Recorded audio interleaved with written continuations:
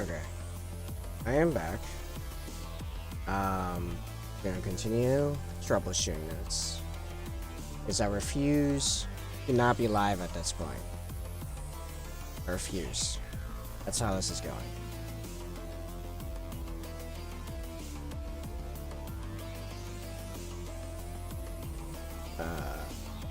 There it is.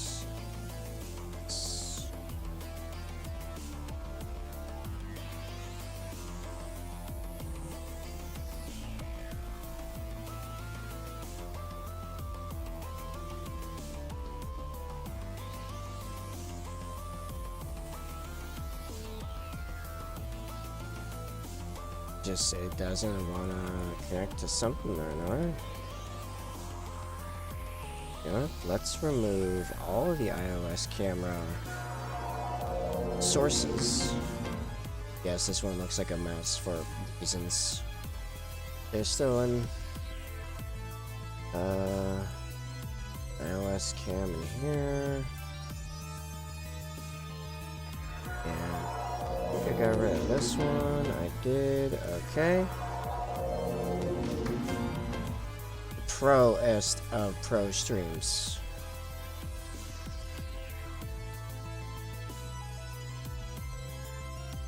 Got a new one in there. Oh.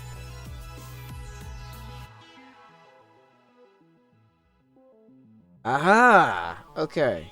I think it was getting royally confused by me having multiple instances in multiple scenes. So that's annoying, but every time I switch my content type, I'm gonna have to make a new iOS source, iOS cam source.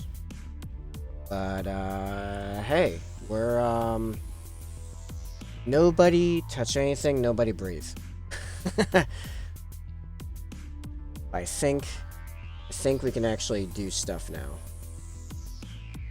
Alright, let's zoom in a bit. Alright. I think we're ready to hobby now.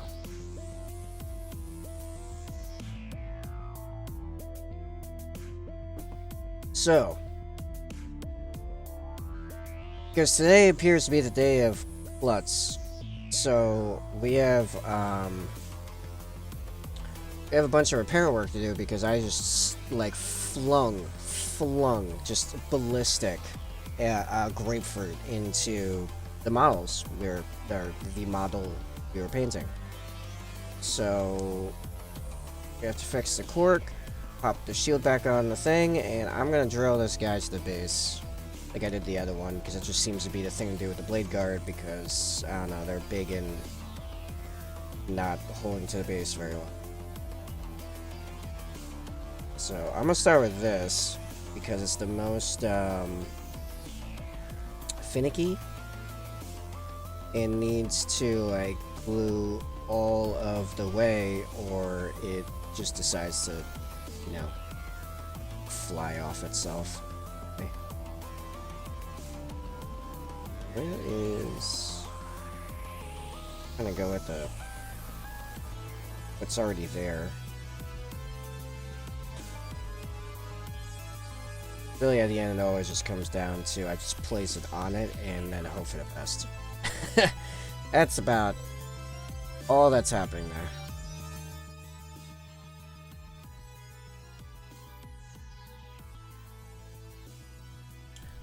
Yo, I'm really glad I found this new music channel, because this is kind of hype. I'm like actually using YouTube for music now, but I'm finding channels with no copyright music. This is their sci-fi playlist. I was using the steampunk ones over the drawing stream Tuesday, because I didn't stream Wednesday, and those are pretty good. This almost feel like it's too sci-fi. They do call it synthwave.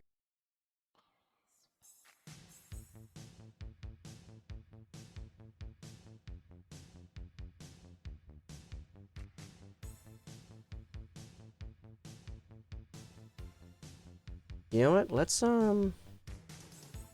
Hey, we're back. We are back. We are indeed back. Look at you over here solving problems. Yeah. Yeah, look at me re-solving solved problems. Again. Always this app causes the most hassle. But it's the only one I can find that allows me to use my camera's phone. My phone's camera. I know English. I think. To get, to stream. Also, my cam keeps drifting. Stop that. I'm here for paint talk. Alright, what you got? I know I've had paints on the mind, but not in the paint way. It's more like some paint drama going on in the community. Right now is close to crafting on camera. Or are you mounting that though? Mounting what?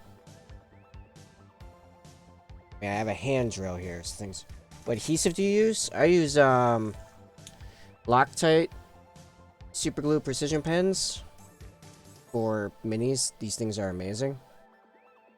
For a number of reasons. So most people get started with miniatures using plastic glue, which is not glue. It's a misnomer. It's actually an acid that melts down the plastic, and then the plastic becomes one solid piece. I mean, that's okay. I have some problems with it. Like, for one, if I have to take pieces apart for whatever reason, and then it's an absolute nightmare because I am forced to saw it. Be the same thing for a bigger piece. So I know with minis, usually bigger pieces usually mean resin. In which case, oh, got an ad. I thought I just had an, oh, because I went live again. Okay, that makes sense. Alright, well, nicely enough, that is, showing me exactly where that's gonna be. So that's right. Yeah.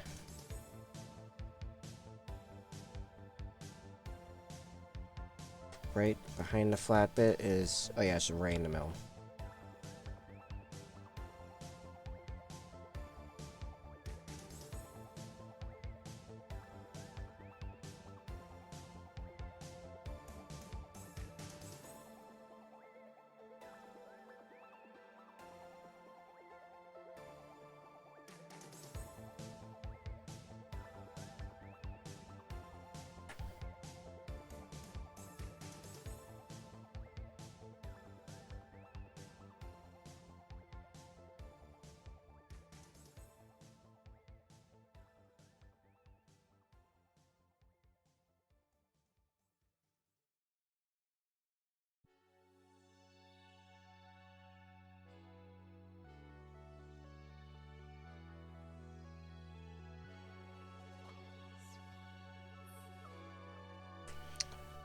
Two.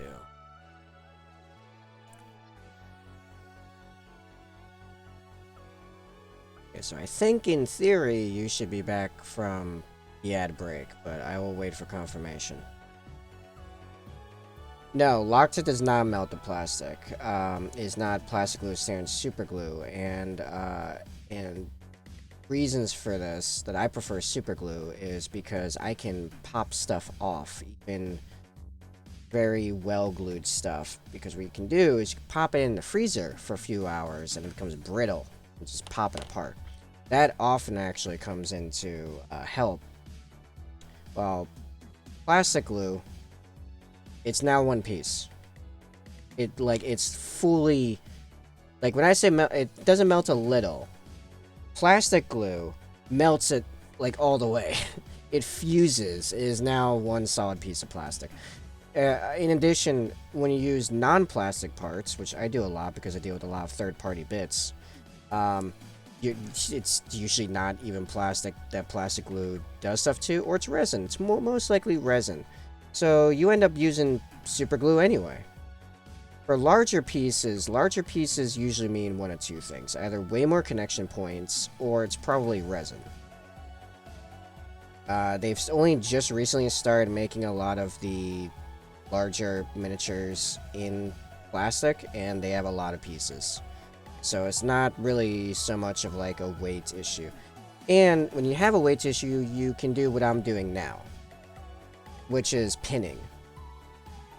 Pinning is basically I'm drilling a hole through the base and through the leg, and I'm going to stick a little piece of paper clip in there, just slathered it in glue. And it's going to create like a steel rebar and reinforced concrete type effect. The guy who almost banned me for my very naughty comment. Sup, Panda Moose? I nearly got you banned? Didn't I nearly get you banned in a snow stream? Well, I mean, if you said something naughty in snow stream, I mean, that sounds like it's more on you. I don't know how I had any part in that.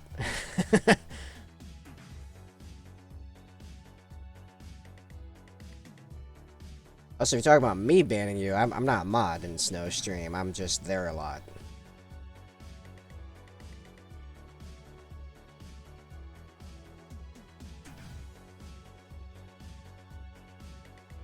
It's fine. Take the blame. I mean, okay. I mean, I have admitted on Snow stream I am a degen, so I mean, you know, it's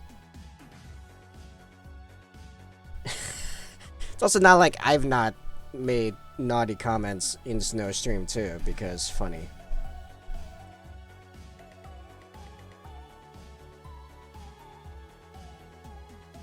But yeah, so like the cases that like would be most questionable for using super glue over plastic glue would be like big wings, which happen on like, you know, greater demons and stuff, or Bellicor or dragons, which then you can come back to pinning, like I was saying, which is yeah, I think that's enough of a hole. We have a paper clip over here that I used for the last one. I told her to sneeze into the microphone being sick yesterday. Oh. So you were asking for more ASMR. I mean, that was kind of a whole chat arc, so I don't see how that was really ban-worthy. We were all doing it, including her. I mean, she like actively encourages that nonsense, so I don't understand the ban. Yeah, big parts need pins. Yeah.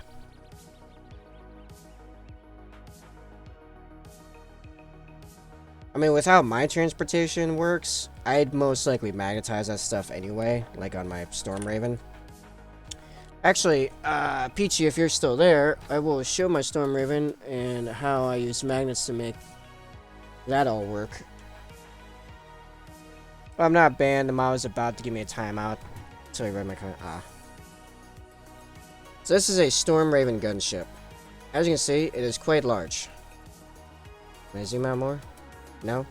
Oh, my wire's getting stuck. That's why I'm time. There we go. Yeah, so this is quite large.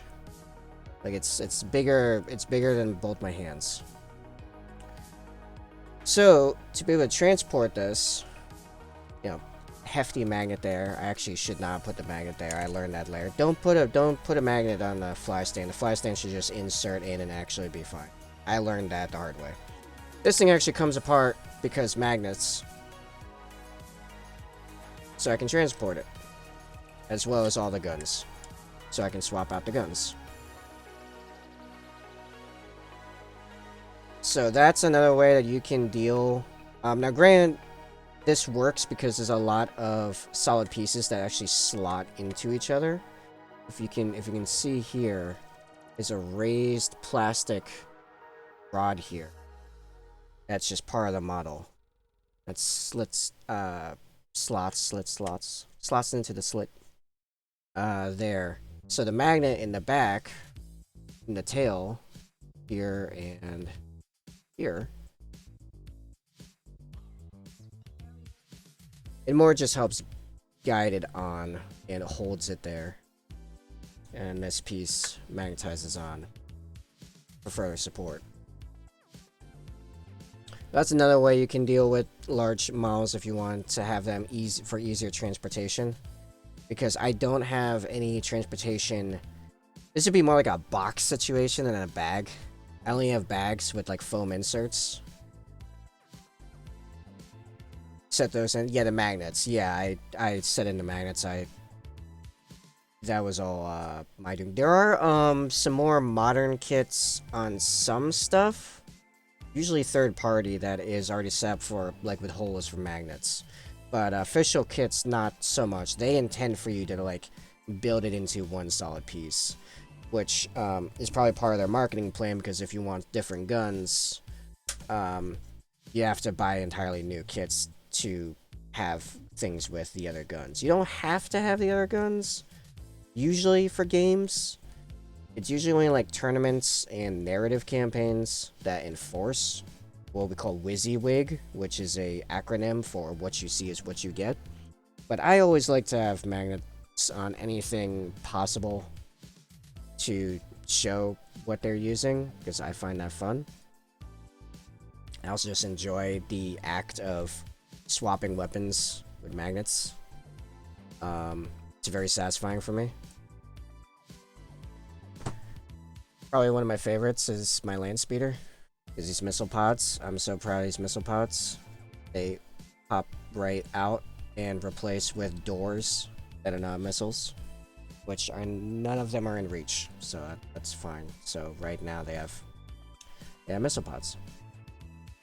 This gun pops off, and there's also a magnet for an underslung gun here. So yes, the wonders of magnets. So because I like the ability to mix and match materials, plastic, resin, metal, for chain, for example. Oh, I'm sure I've used that. Oh, I've used pieces of fake plants before, from like fake ferns and stuff, for terrain pieces, like on this piece here. This display piece. It's actually little bits of fake plants I bought at the store. Some of them are painted, some are not. These are actually these like corruption like vine things are also pieces of fake plants that were then painted. So, you know, just to make things easy on me, I just use super glue for everything, because it works on everything. So, alright, back to pinning. So, we've got our paperclip. Now we're gonna slide this up in here and make sure that this actually works. Dry fit, if you will.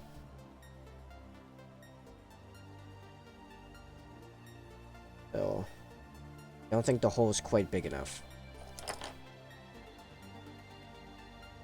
So yeah, I don't pin all models, but chunkier ones that don't seem to want to really adhere to their bases, I do. This is a White Scar Bladeguard. I will show, I'm getting pretty deep. I want it mostly wider. There we go. A finished Bladeguard. Which I'm hoping on this one I can perform the same level of OSL brilliance. That's fair. I was thinking you were more using a plastic piece, like more permanent, and the magnets are genius. Oh, thank you. I did not think of magnets, by the way. I found that pretty early on in my hobbying and got obsessed. And to the point that now there are local players that joke about me having a magnet fetish, because I've been known to over-magnetize things that don't necessarily need to be magnetized. Like, pretty early on in me discovering magnets, I tried taking a Dreadnought, Contemptor Dreadnought, which I can show what that is in a second. Yeah, that's about where I had them. Good enough. Alright, so the hole is good. Fix it on in a second. Where's my Contemptor? So it wasn't this one. It was his brother that has not been repainted since, but I took one of these walkers here very early on in me doing hobbying. And I wanted to make him have multiple poses just to see if I could, using magnets all in like the legs and stuff. So many magnets. And so it had a problem with exploding. Or it would just, I would handle it wrong, it would just pop into 100 pieces. So we had a arc of an exploding dreadnought in my local store, and that kind of solidified my reputation of being a bit ambitious with magnets. I've since glued that guy down to where it's only a few magnets that still are usable for transportation purposes, because that guy is kind of chunky. Oh, thank you.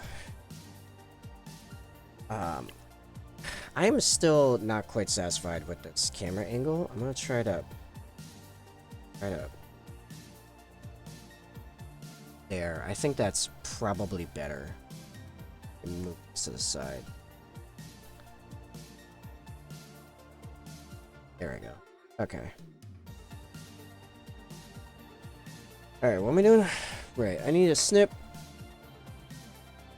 some... Take these lineaments, snip some of this paperclip.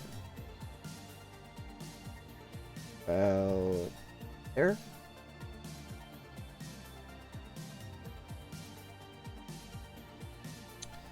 Vitamins, surprisingly useful for modeling. You wouldn't think such a large tool, but actually, of all of my old electrician tools, I actually keep this on my side desk next to me in easy arm's reach. Use that thing for chains, for fixing airbrush needles, for snipping paper clips. Lots of uses, actually. Now... Oh, you know what I'm gonna do? Quickly shave off this train paint here that popped off with him. So he can just settle to wherever he is up. I place him. Good enough.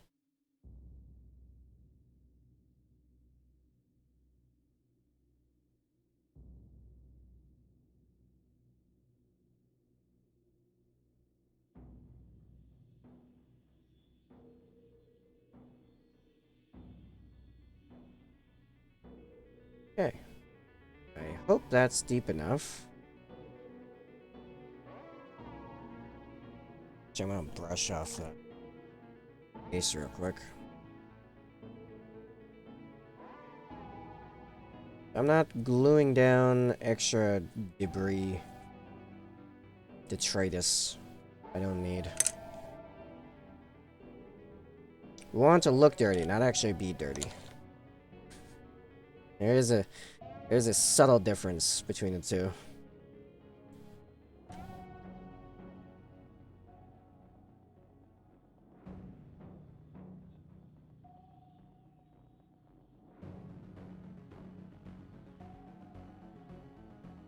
I can just...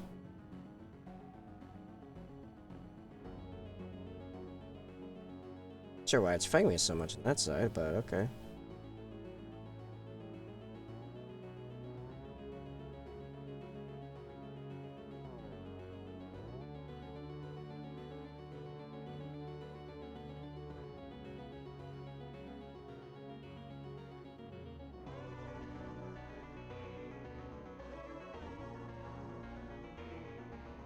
Okay, well, in any event, it now has a pin in him.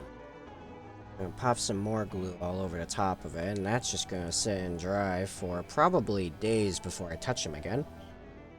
Yeah, look dirty, not be dirty.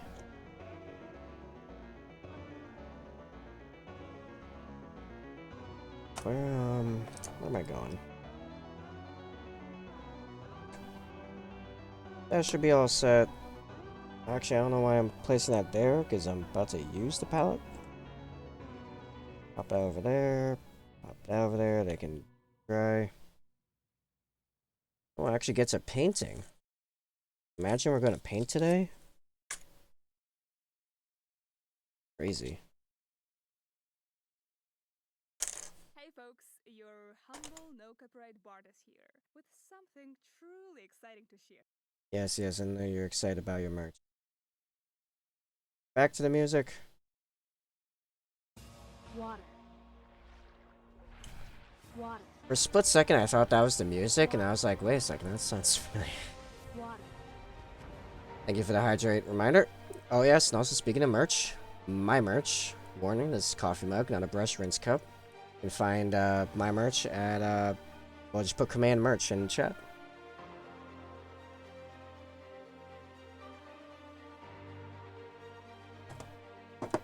Which we have some new merch. We have a new shirt and a new coffee mug with the new chapter icon saying, "The Emperor decrees we slay the Grey Brother." Currently in Crow Sentinel colors, because, you know, Bladeguard being copyright and all that. I do intend on getting other chapters / Legions colors, just not, just haven't gotten to it yet, because it's quite time intensive, really. Mostly because of the highlights. The wire could just stay, please. That'd be... Alright, now we're... Yes.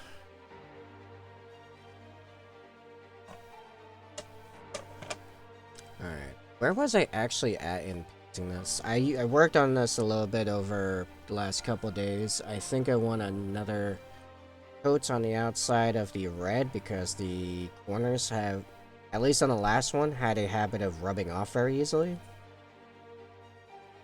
So, yeah, let's start with that. I'm gonna go ahead and get some new paint.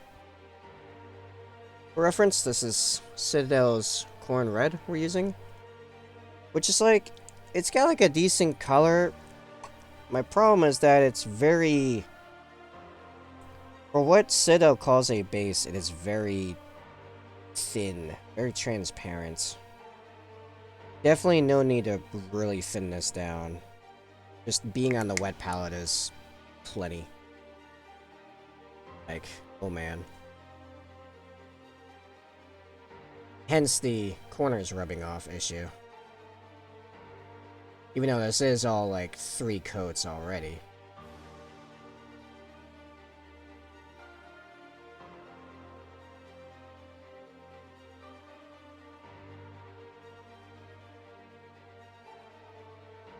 So how you doing, Peachy?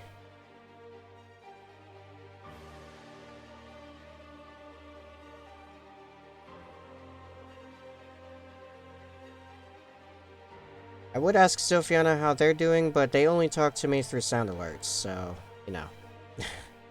You're alive. It's been a while.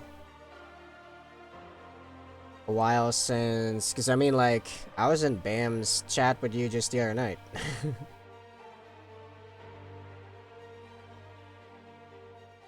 Or it just feels like a while. Feels like a while... Just a long time. It's a mood. I feel it. Yes, you were. Thanks for stopping and playing. Yeah. Listen, as what's his name said, I'm. Now that I know that you guys are in Fortnite, I am definitely a slut for Bam's slots.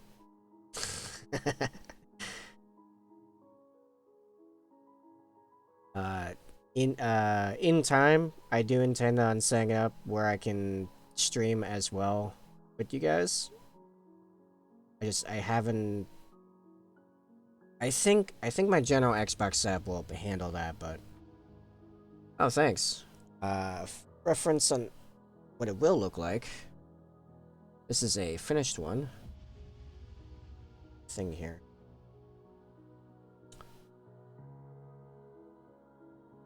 With the powered back end, as these are powered shields, it's not just a giant, I mean a real thick slab of ceramite and adamantium, but actually has a power field as well. I think the Echo is better too. You know what? Yeah, I wasn't joking where I just end up using the exact same equipment again, because I guess with my new stuff, it doesn't project any sound. It's really weird and very frustrating. In fact, I'm using the new headset now and just hoping the mic is better quality than the other one, because I know for me, the cans on these are not as good. There is a little bit of a muddiness to the audio. I don't know if it would be something super obvious, but I know with the hundreds of hours of audio editing done, probably plenty more than that, thousands of hours, I have become fairly sensitive to audio quality, I think. I just kind of always assume with gaming that the audio is going to be kind of meh anyway, so I just kind of ignore it. Alright, I think that's... I hope that's enough to help it all hold.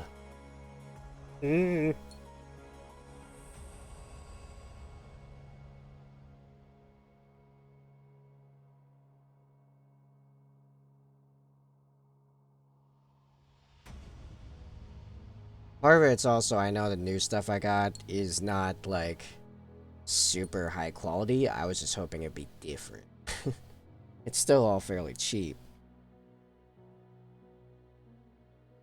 I don't know anything about any of that.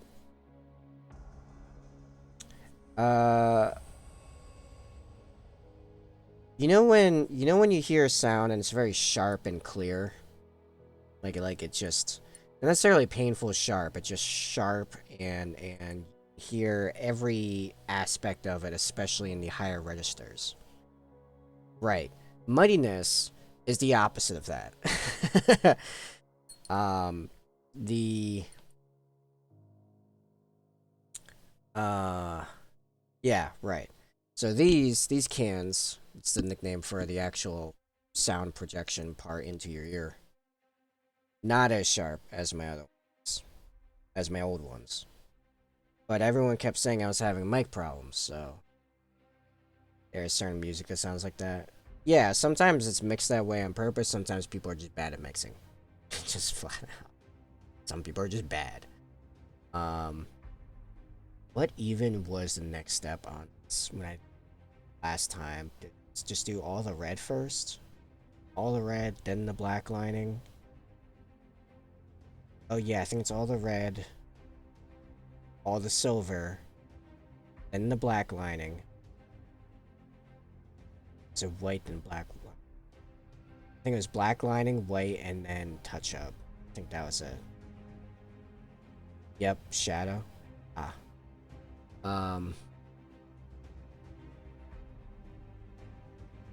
Yeah, I think it's do all the red. But what I mean by all the red is that all of these colors are multiple steps. So like I have done the red base coat. Next I have the red highlight. Then I have the red top coat. Then the red is done.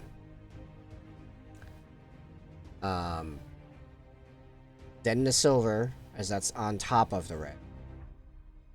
Then the white, now that I can do shadows appropriately around the object, which is important. I was mentioning this in Wednesday's stream. So, with white especially, but just in general, we are trying to convey that this is an 8 foot tall at the head, so it's actually like nearly, it's like 9.5 feet with Iron Halo. 8 foot tall super soldier. It's already 3-dimensional, so it does have some shadow, but not very much because it's actually small. So we have to add shadow to make it seem that like it's that big. So if you notice on the shield, it has darkening edges right in the recesses against the material that is jutting outward. Because this thing would be jutting out, oh, what, I think at the tip of the skull, maybe like 6 inches in front of this. So like we're talking like 4, 5, 6 inch recesses that light is being blocked from in multiple directions, regardless of where the light source is. So we add shadow onto that, but we have to make sure the shadow looks realistic, so it needs to be on top of all the other colors there as they're fully done. So that's why the white is always last, because it's the thing that has the most shadow to convey of all the colors on this piece. So, yes. And there's actually, when I look at it, there's actually spots in like the red and stuff I did not shadow that I should have. I'll try singing. We're saying you have like that orangey color over it or under it or whatever. It's a dark red on top, then the orange highlight, and then a red ink that blends it all together with really high saturation middle color. So if you see, I have this big blotch of reddish, not reddish, orangish, burnt orange almost. That's the color that we'll be highlighting with, and that's all from last night, so I'm just gonna get fresh paint. My fellow Warhammer painters, for reference, this is Citadel Wild Rider Red.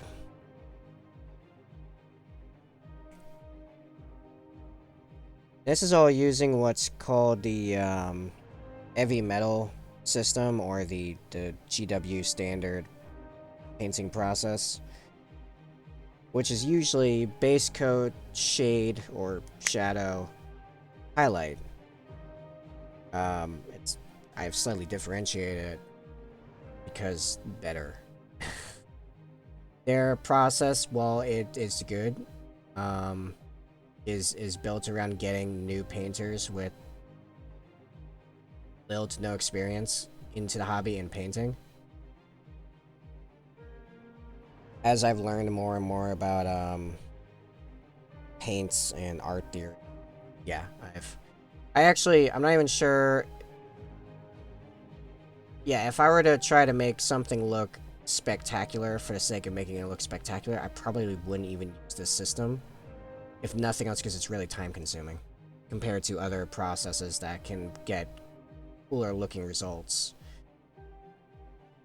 for the same or drastically lower amount of time depending on the style.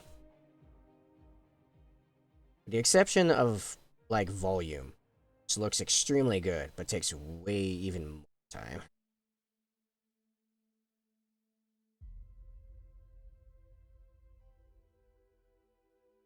I will allow the ad to finish before explaining what volume is.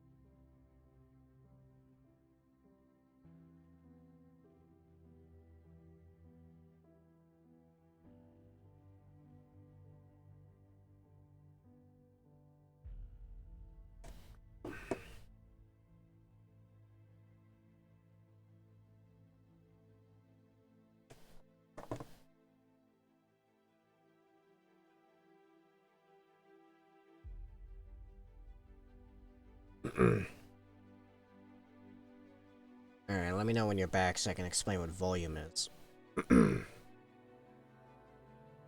Which I think, as someone that comes from traditional painting, you'd have interest in.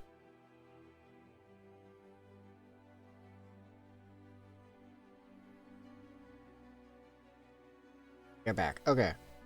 So volume painting is a very blending heavy style, where you take more or less every color, and as you go through, wherever the rays slash light, the most light impacted areas, you use glazes and blending to build your way up from darker to lighter colors to make a very realistic looking, yeah, high points, right?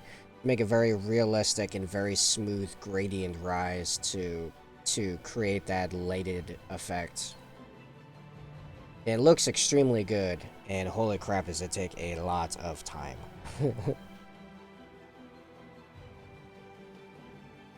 Even compared to GW style painting, which is what this is, and this takes a lot of time.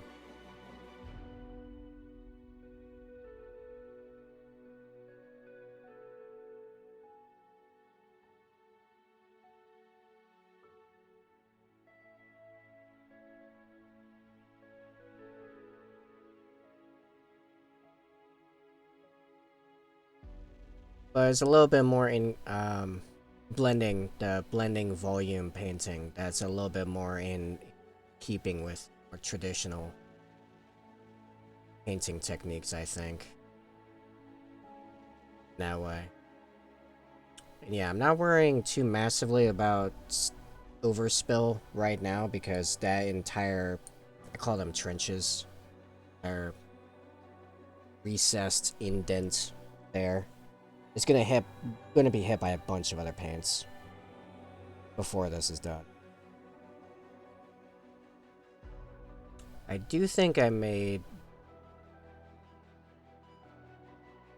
the highlight color a little bit too moist, a little too thin. Yeah, I have to get more paint.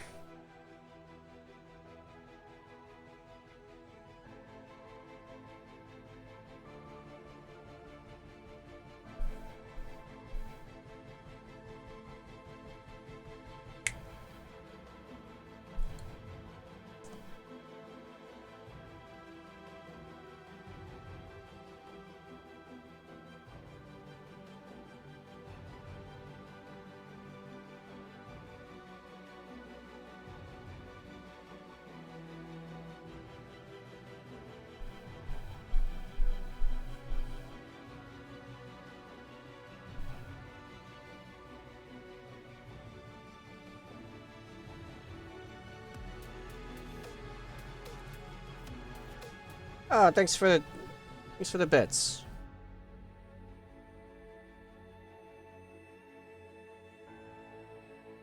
I appreciate that.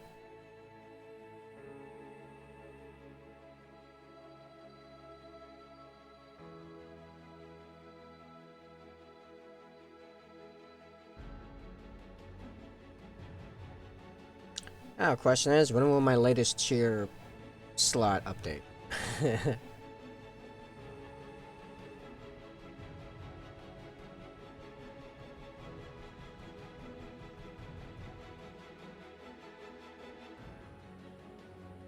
just enjoy so much being able to talk art stuff with someone who gets it. I know, right? Dude, I just one time in my local game store Discord, we had a new player come in, and he's like, "Hey, oh, I'm in the wrong spot of paint here. I'm new to the hobby. I want some insight on the painting stuff because I'm really excited to start painting." I'm like, "Okay, cool. Um, let me start giving you some of the basics here." It's like, "Oh, you know what? Just hit me with everything because like I'm an art teacher, like in a high school." And I'm like, "You've activated my trap card." I gave that man. It's actually pinned in my pinned as a resource in my Discord. Something like 9 chunky paragraphs of like everything I knew at the time, or at least like a basic intro to more advanced stuff, so that he knew terminology to go look up more details or ask about it. I was like, here are the paints, here are their attributes, and how to expect them to react to stuff. Here are the brushes. Here are the brushes I use. Here are the names of the brush terminology that we use. Here's palettes. Here's mediums. Here's the basics of the most like popular style painting, GW style. Here's a bunch of basic techniques. Here are like the names and the basic intro of of a lot of the more popular advanced techniques. Yada yada yada. Like I just went ham for like over a half hour just typing out all this nonsense. I could probably send that to you if you want it.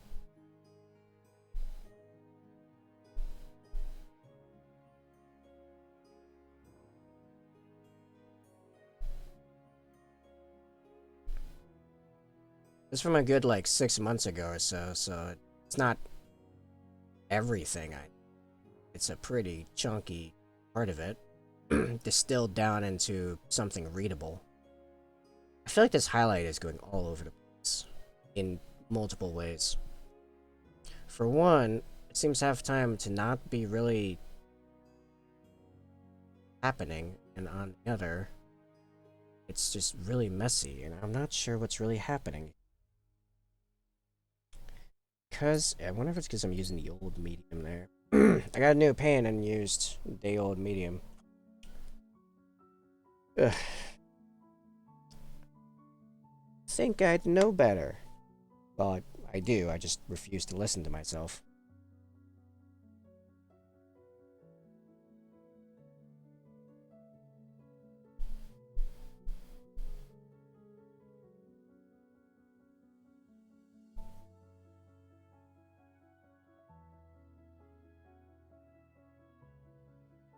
I also refuse to listen to you. It's fair. You're totally within your right to do so. As long as you don't turn around and complain you aren't getting the same results. Which right now aren't to be envied anyway.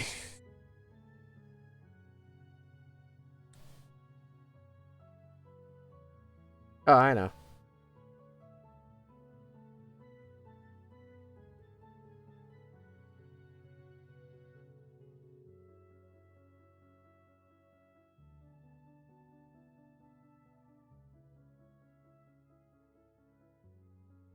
It's like the artist's what do you call it? Like the legal, butt covering statement. Like, okay, if you don't do the exact same thing I do, results may vary. Looks almost like Rust. Yeah, kinda. My hope is that by the time I'm done, it won't look like Rust. That's bad.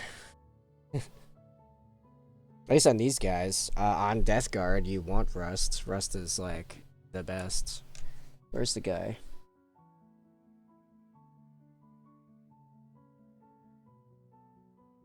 Death Guard. This guy specifically.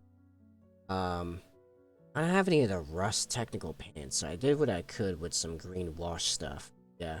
You want these guys to look as rotted and messed up as possible. It's kind of their... Less so the getting their face blasted off with plasma. That was kind of more my thing, but, it's a thing. I will eventually, one year, one decade, paint the other models that came with that guy. Because I think they're really fun. Yeah, no worries. Feel free to lurk. I'll be here, struggling.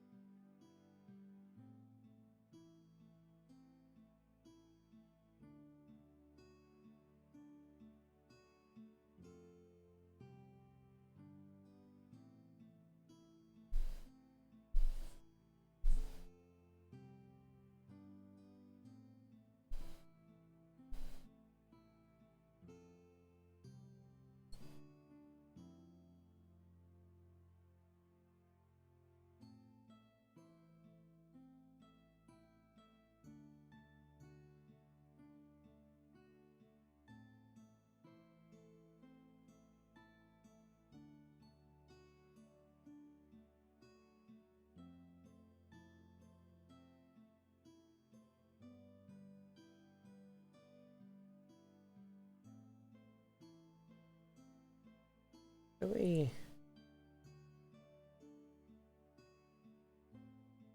But we just end up over here.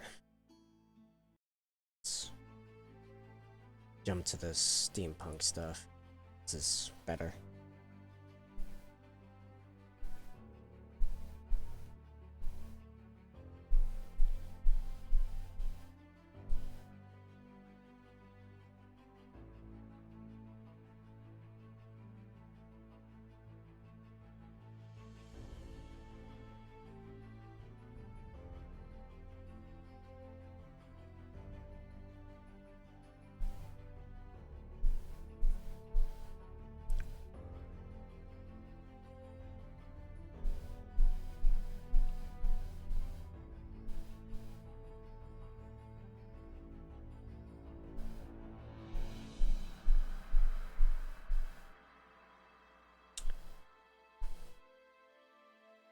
Where's Red Boars? Why I'm here?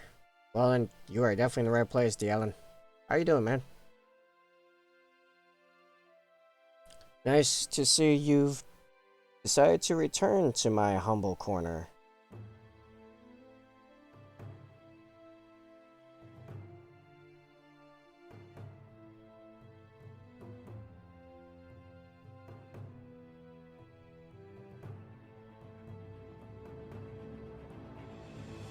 Doing fine, a little tired. How you doing? Yeah, about the same. Doing fine, a little tired. Yeah, pretty much. Overall doing okay, I think. Yeah, I think things are okay. I'm tentatively hopeful about things, about life. At the current moments.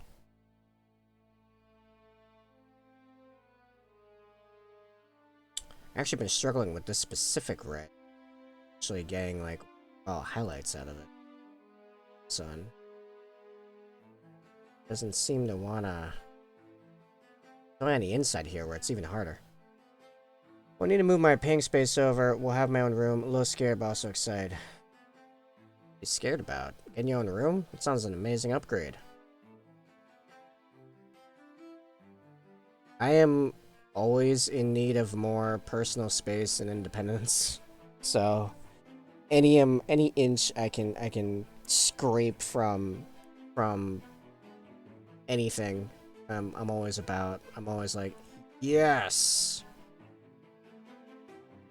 space to do my things. Room isn't part of my own house, that's why I'm a bit scared. Oh, that's a fascinating situation. I mean, I'm curious, but I won't pry if you want to give out details of, like, how all that works. Then it would be officially be work and not a hobby anymore, I guess. Oh, that's the psychology issue. Yeah, no, I hear you.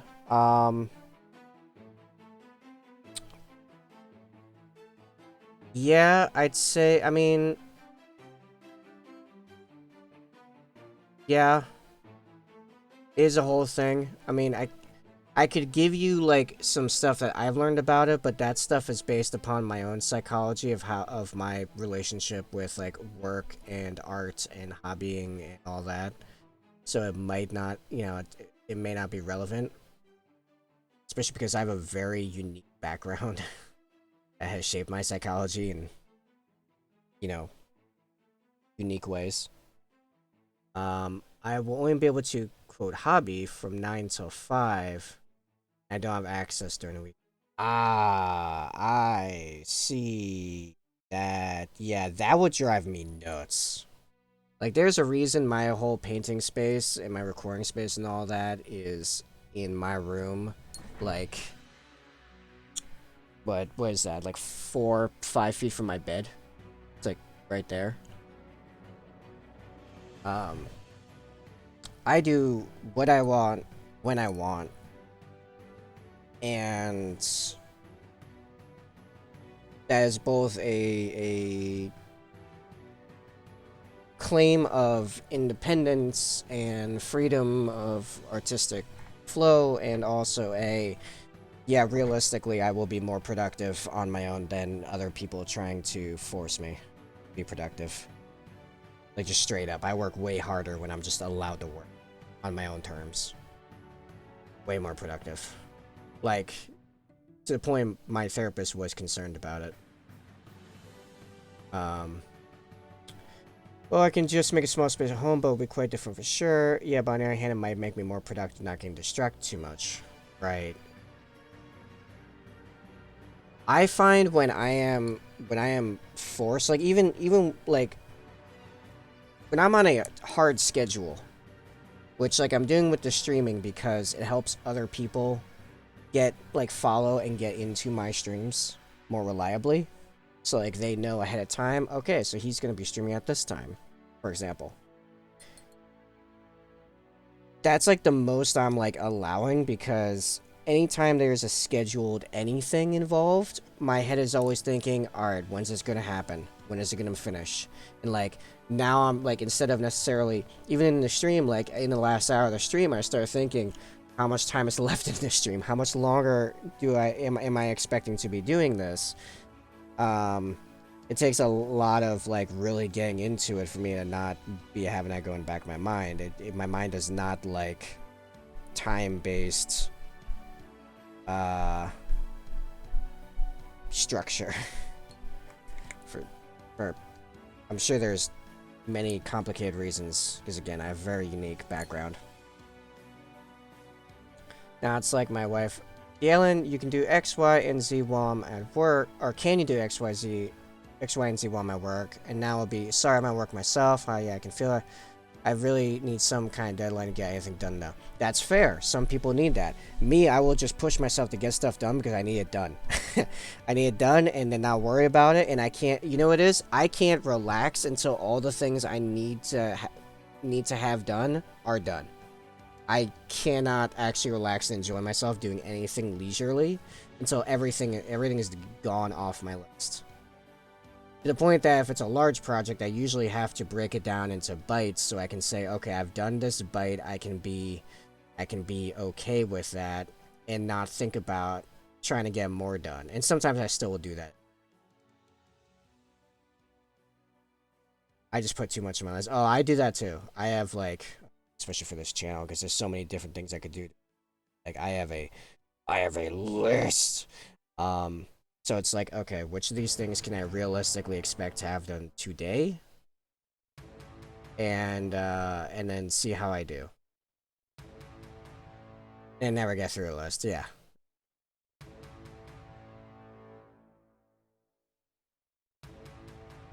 I've been getting better at making sure the list for the day is, like, doable. Here's the thing, it's always so in my brain, I don't even necessarily always make an actual list. Sometimes it is that present in my brain that it's impossible to. It does make me quite the workaholic, which is why I don't really schedule like tons of stuff for myself. I schedule it for other people, for other people's sakes. Like meetings. Meetings will be scheduled for other people's sakes so they attend the meeting, and so that they are available. If you contact me with like business stuff, unless I am like entirely inaccessible for some weird reason, like I'm out of the house, I will just drop things, be like, okay, this is the new focus now. What have you got for me? All right, cool, and moving on back to my thing. That's just how I am. So it's like, yeah, it's I am kind of bizarre, obsessive.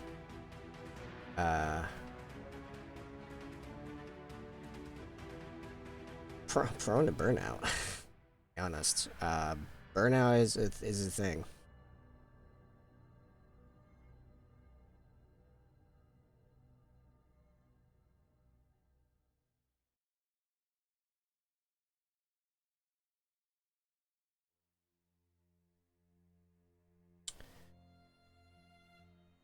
Anyway, what have you been working on, daily? Alan, I can go a bit hyper focused and forget to do anything else.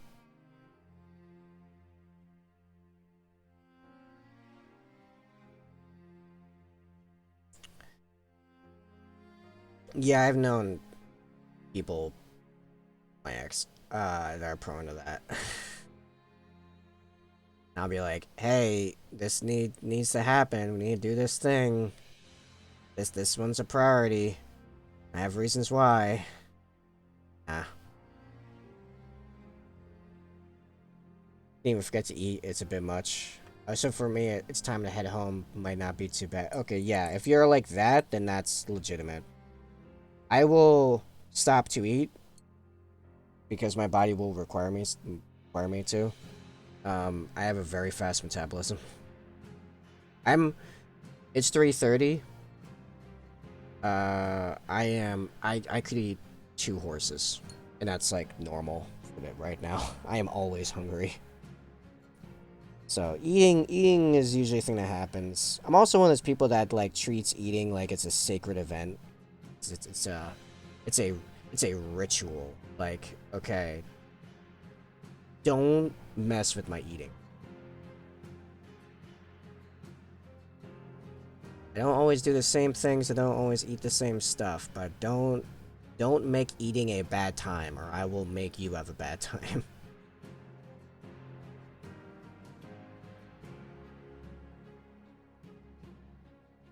I didn't say I won't be hungry. Yeah, no, I'm saying my hunger is like absolute. uh, it will begin to distract me unless I'm choosing to fast. I do fasts.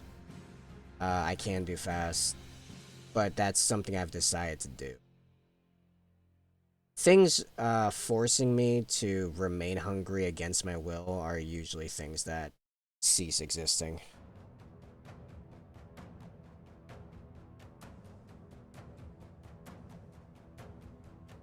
If you haven't figured out I'm nuts, well, we're getting there.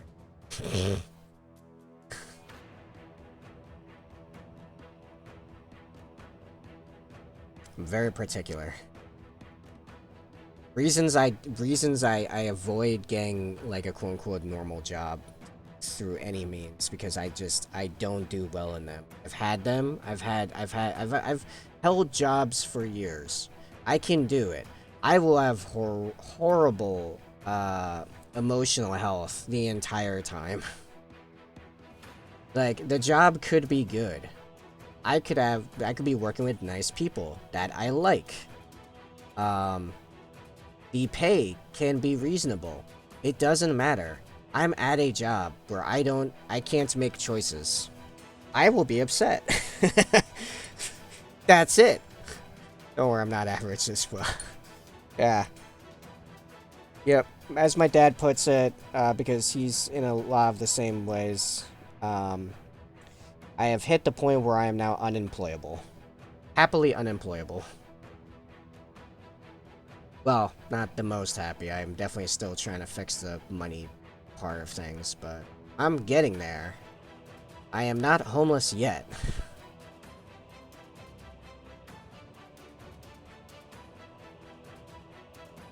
I've come close a couple times, but not yet. So I guess I'm winning. Sorta, kinda. Just quite solitary, which is not too bad. I'm weird in that I am both, like, very much... I think it's because of my need for controlling my time. I like people. I don't like people around so much that it inhibits my ability to choose my time. Like, choose what I'm doing. And it does not take a lot of other people around for that to happen. So I often just don't, and usually keep people, like, an internet away. Like you people. I like having you people around, right now, through chat. Talking to me talking to you. This is a nice interaction. At any time, I can just hit the button, and I'm gone. I like people unless I want to get something done. Yeah, you know, pretty close.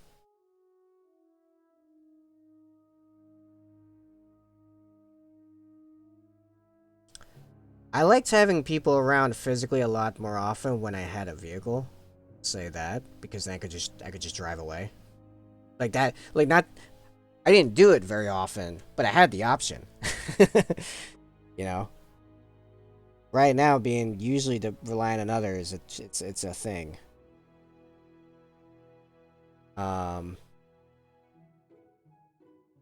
Which is funny. People that know me in real life would probably hear a lot of this and be like, "What? I didn't know this about like any of this about you." I'm like, "Yeah, because I also have really good manners, and I'm very clear about what's going on before it becomes a problem.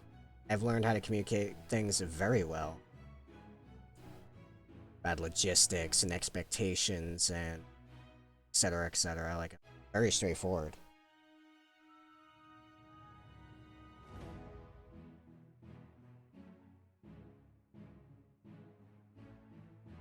Anyway, I hope people don't mind the like therapy session this effectively turned into, but you know, um, psychology is fun. How do people's brains work? Also, sorry you guys can't see crap for painting because the angle on this is very weird. Not sure what they do about it.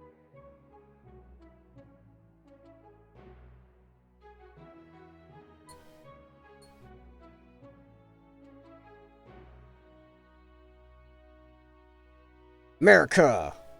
Yes. As the answer to all this. Also, yeah, it's it's also my stream. I can talk about whatever I want. Maybe sometimes me. Maybe I want to talk about myself, huh? Think about that on my stream.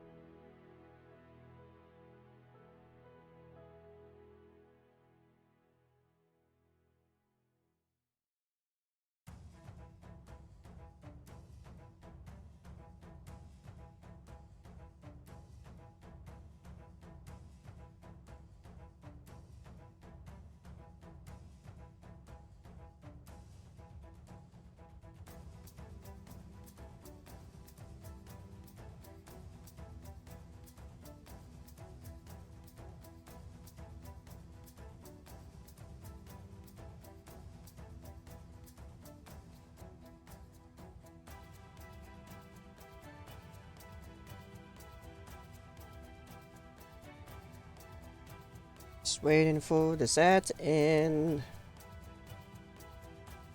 Also, it's a very quiet Friday. Where are all the people? Also, I have a ping on Discord. Is this something I care about? It's probably just someone going live. Yeah, it's ATT. That's cool.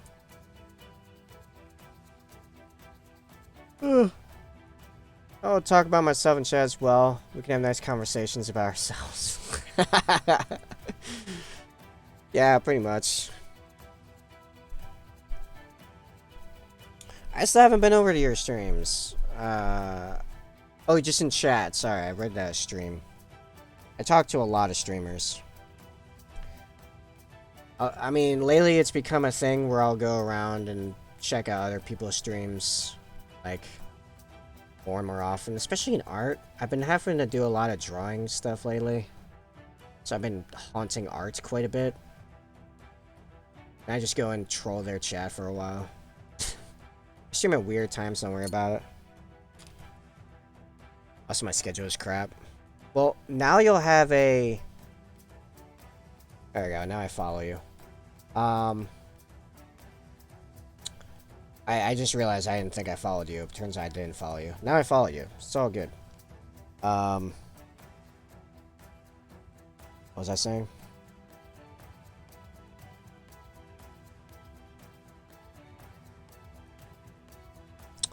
Something about trolling other people's art chats.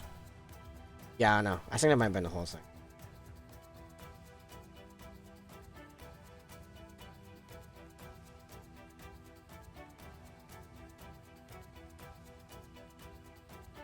Also, it is very quiet for a Friday afternoon. Where are all the people? I mean, I know the Friday nights are usually more poppin', but like, where are all the people?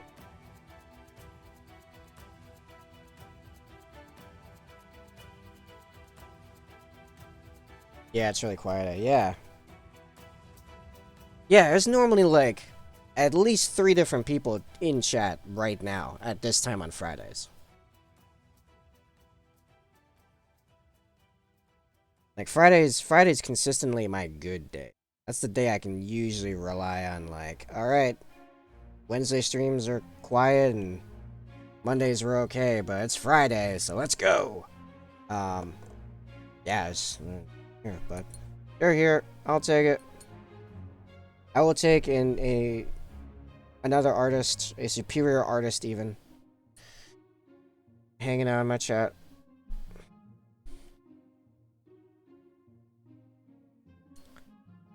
Just alone with this weird D. Allen guy in chat. I'll accept weird over normal any day. Dude, have you talked to normal people? That's the problem. You're talking to them. They are not talking to you because they got nothing to say. Because they never learned how to talk because everyone else is like them. What do you gotta talk about then?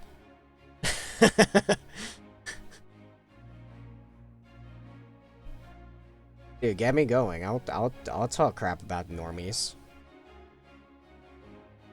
If you don't got some weirdness going on, I don't know what we're going to talk about. Because I'm too weird to talk about normal stuff. What even is normal stuff? The closest thing to normal stuff is stuff that's too intense for most people to talk about. Like you know what I could talk about for a good while? The Russia-Ukrainian conflict. That's the normal news thing. People don't want to talk about that, though. Not sure if I just got burned in chat or the others did. Definitely not you. Yeah, no. You said you're weird. Oh, well, first I said you're a superior artist, so there's that. Then you said that you're weird, and I'm like, you better be weird, else what am I gonna talk about with you? Because normies don't have anything to talk about. Because it's just you talking to them.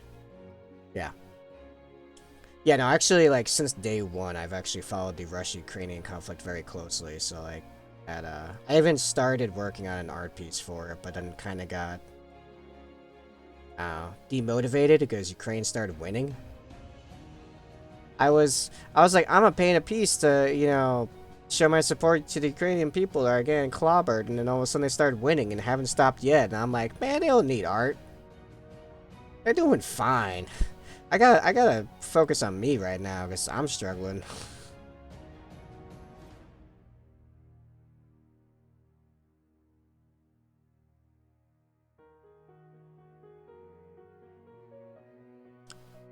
But it definitely helped me learn a bunch of, like, traditional art stuff. Because, that was, like, just a big thing put onto a piece of...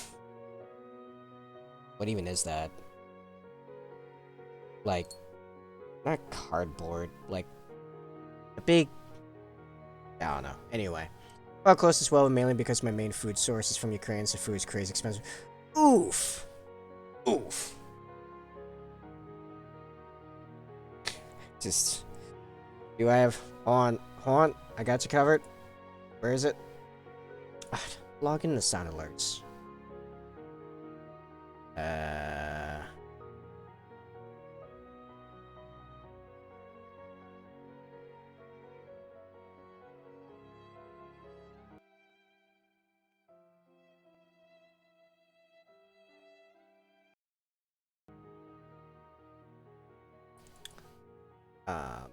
Those are very quiet. Anyway, Ukraine made most of the grain for Netherlands and also made... Yeah, they made a lot of food, and Russia's kind of screwing that up. Kind of a problem.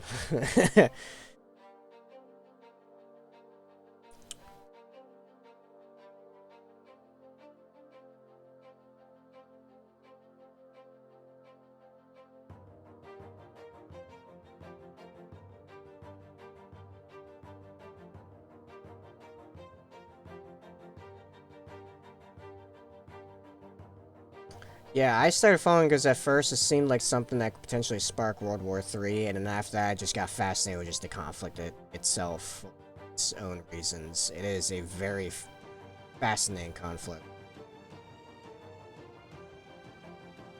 Early on, I was very emotionally invested too, just because.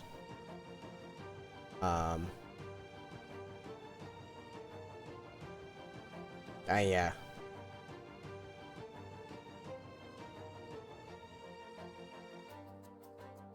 We only have rice now, and even that's getting expensive. It's a weird war. It kind of is, and I think a lot of that has to do with the fact that Russia is, like, not treating it as a war. I mean, they're definitely not trying. That or they just were not prepared to actually try in the first place, in which case, it's like, what was the point of this?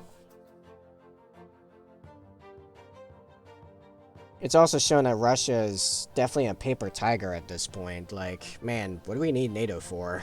Russia can't do anything.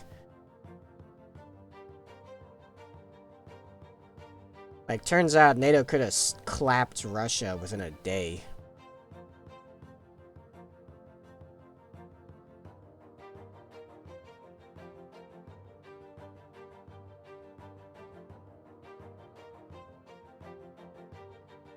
Like, imagine if NATO was involved and that giant convoy was... When that giant convoy is happening, it's like, man, the A-10's looking at that, being like, heavy breathing. Yeah, that's the only thing it's really got. Right, yeah. That's like most of the Russian economy, really.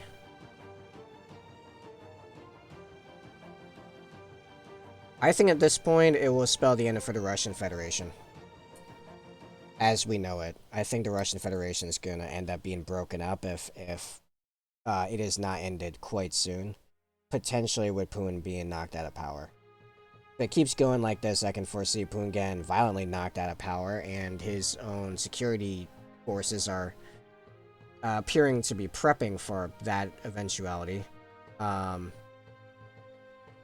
the Russian Federation is going to break up. It's kind of sad. It was going quite well until they attacked. Yeah.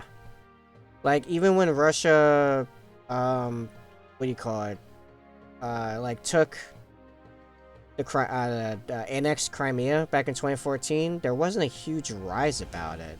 For the most part, people just kind of went about their thing.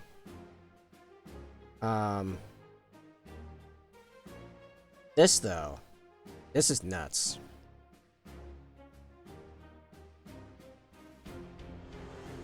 From the weird, ever-changing reasons to how they're actually going about it tactically and strategically, the whole thing's... yeah, it's bizarre. But hey, Thunder Run's made a glorious return. I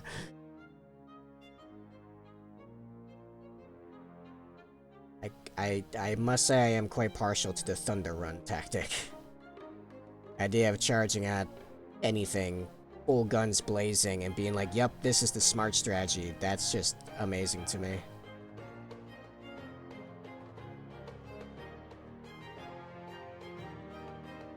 There's a mini of mine in Moscow.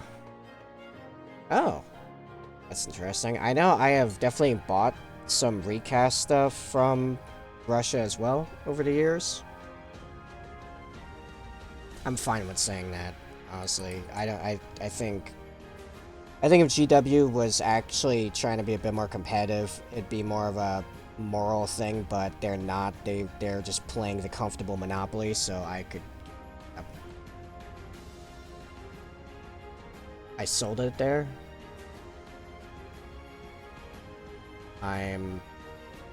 It could just be my brain locking up, but I feel like I just completely lost you. Wait, what? Sold the mini there? Like, yeah. It's probably hardest than aiming a Russian nowadays. Oh, yeah. Yeah, no, like, if I wanted... Not that I'm in the market right now, but if I wanted to buy most of the recast stuff that I just have access to, I don't think I could get it.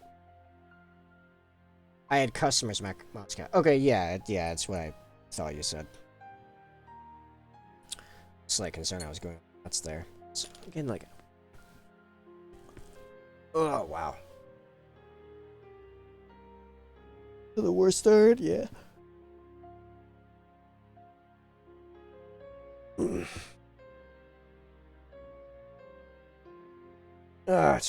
Stretch break, because holy crap.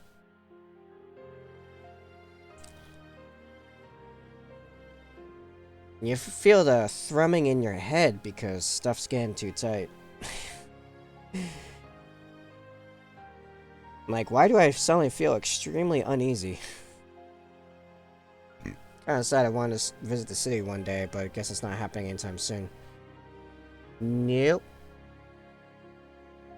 I don't think I'd mind visiting Moscow either.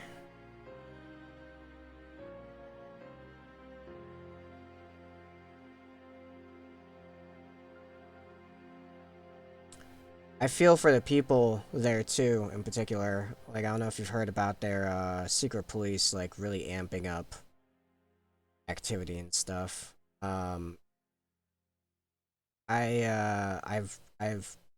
been slowly, very slowly, because it's hard to do. It's hard to read in extended segments, but the Gulag Archipelago, I've been reading through that about USSR, and man, that was it's dark. Humans can get pretty dark. I get where, like, the warp came from now. Yeah. Oh, hey, Sai. Yeah, stuff contact's quite fascinating. Yeah. Yeah, we're just talking about, like, Russia and the Ukraine conflict and stuff.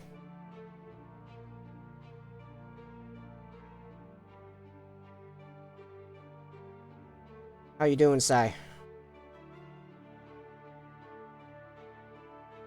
Yeah, for people that no idea how we ended up on that topic too. Oh, I was talking about how, like, it's hard to talk to normies because they've got nothing to talk about. You got it's just you talking to them or at them, I guess.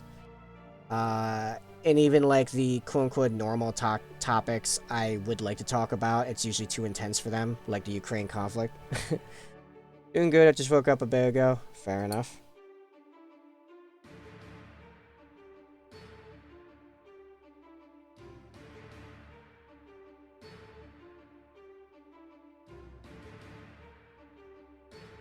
Well, no, because we were talking about serious, normal subjects, not like sports or some or the weather, meaningless distractions. It's like real normal things that actually matter, things that affect people.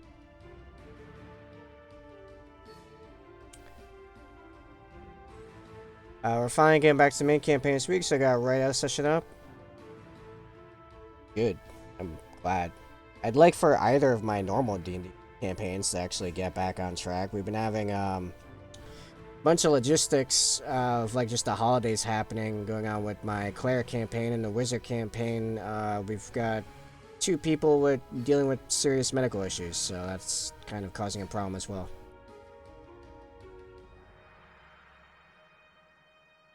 Like in and out of the hospital level medical issues. Not great.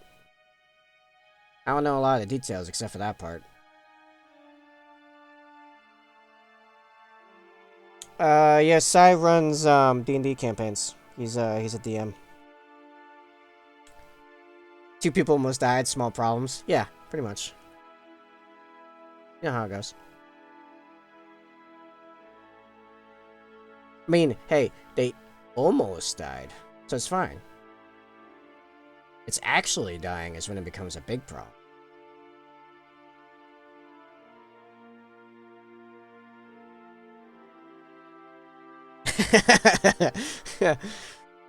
It's a speed bump when you almost die. It's a problem when you actually die.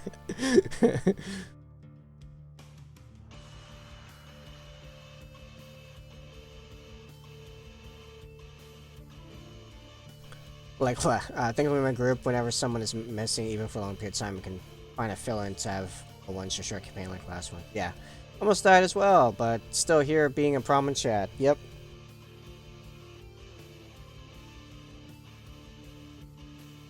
Hey, if that's what they meant by more money, more problems, I accept these terms. More of these kinds of problems in chat, and more money. For me. Just for me. Yeah, all the money's mine.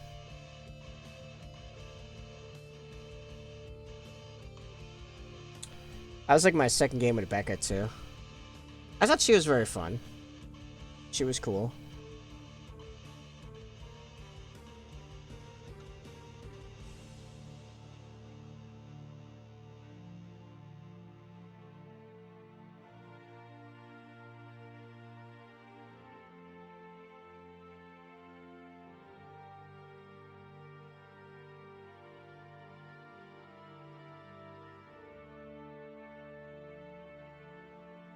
Actually, okay, talking about normies, right? Here's a problem I have with normies. They don't want to talk about money. And they definitely don't want to admit to liking money. I've been really liking lately some people I've been seeing online talk like Bricky, for example, when he does merch stuff, merch pushes. He's like, "Hey guys, I like money." I'm like, "Yes." What's up, Gosu? Hey broski, leaving the lurk while I airbrush headphones off right now. You got it, man. You didn't hear any of that. Surprisingly, I've never had a like more than 4 session long D&D thing without having at least one girl in the group. I mean, yeah. Um. Funny enough, I find girls quite like D&D when you convince them to give it a chance. It took years, but I got my but my one of my sisters finally relented because she's kind of a dork. In general, not quite a nerd, more a dork. And she, on her own, ran into a in-person D&D game, try it out, really likes it, and now we chat about D&D. Like, yeah, told you. My wife plays D&D. Yeah. I think it's because it's very people focused, and that's usually like on average something how do I put this? Okay, so in psychology, on average, males tend to be more interested in things, and women or females. I'm gonna use the biological terms here because that's where it comes from. Males have more interest in things, and females have more interest in people. On average, and some more, not complete lack thereof. And D&D is very people-based, so makes sense to me. Finding people who are best at picking up D&D always happen to people who don't play video games usually. Really? Because gamers try to come in like, I'd like to make perception check on the room, meanwhile the non-gamers like, I'm going to search the room for, like aim trap wires, trap doors, and so much more fun. Okay, Sai. Which of those would you have thought, based on my on how I play the game, would you think that I would fall into? Based on that assessment. It's not dependent on the person. Which part? The psychology? You weren't picking up, you already know how to play. Okay, fair enough. Well, I know how to play. It doesn't mean I know how to roleplay. Those are two different things.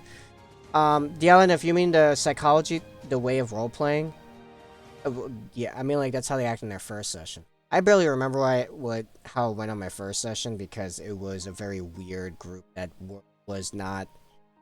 They weren't very beginner-friendly. They were an in-person group. I was introduced by a friend, too, that heard I was interested in D&D, and he's like, oh, I'm in a D&D game. So brings me in, and yeah, also most of them were like way too high to even be playing D&D, like very much stoners, like problematic stoners. It was just a whole thing.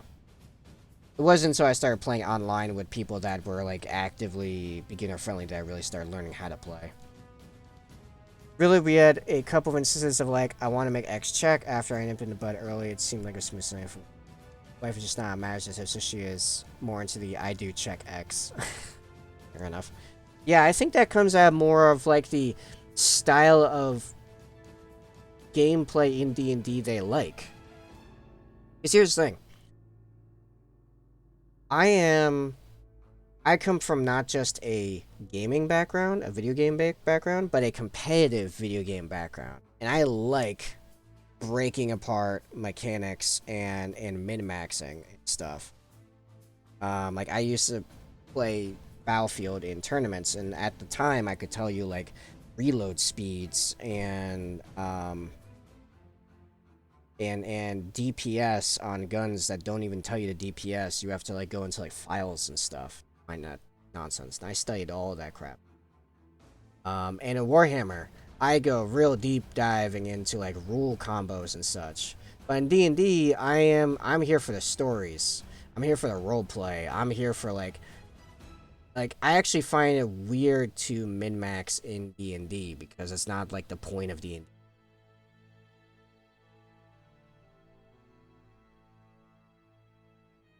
I'm here for D&D as the ultimate storytelling tool.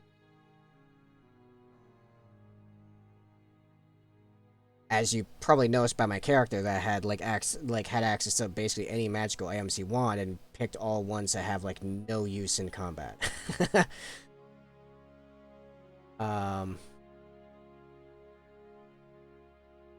True, same. Well, a programmer friend of us is really imagining a scene, he's going crazy into role-playing. He's a Python programmer. We've always played competitive games like League, StarCraft 1, 2, Dota, Apex, stuff like that. Yeah, an AC of 20 was hitting at 30s at level 5. Still play RTS, I play StarCraft 2 still. Oh, cool.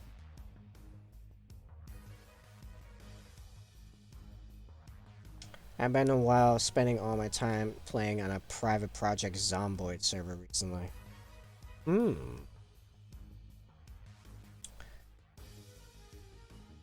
For gaming, the only I've been, because you know no one asked me, but I'm here. Hi, I'm here by the way. I've been picking. Oh, I'm doing this out of order. Binding of Isaac again, actually. I keep thinking I want to play a strategy game, but none of the strategy games I have right now sound appealing. It's never enough.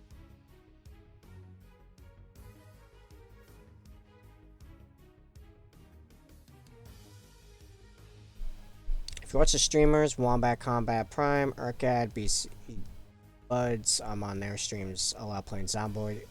Zomboid with them, it doesn't sound so competitive. Not but Zomboid has captured my heart. It's a fun game. I still play Apex, much of my account, so playing stuff. Oh, and actually, because my cousin streams it regularly, I've been picking up Fortnite again, which I used to play with my ex like constantly because that was her favorite game by a long shot. So I guess I play that semi-sweaty, just because we hit it pretty hard.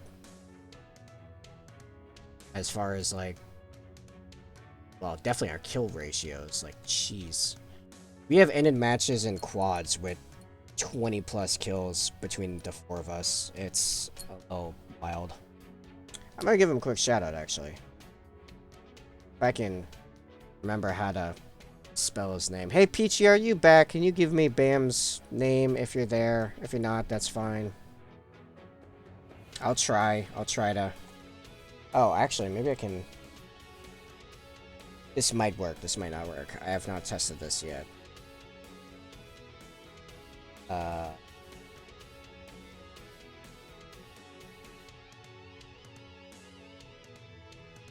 Yeah, no, I'm gonna go. I can't remember how to spell his name for me. Nope, that's wrong.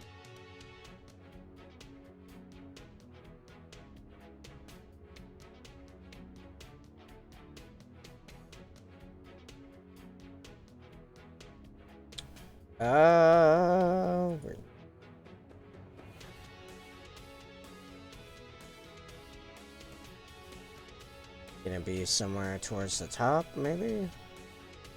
There it is. Ah. Yeah, I was doing it.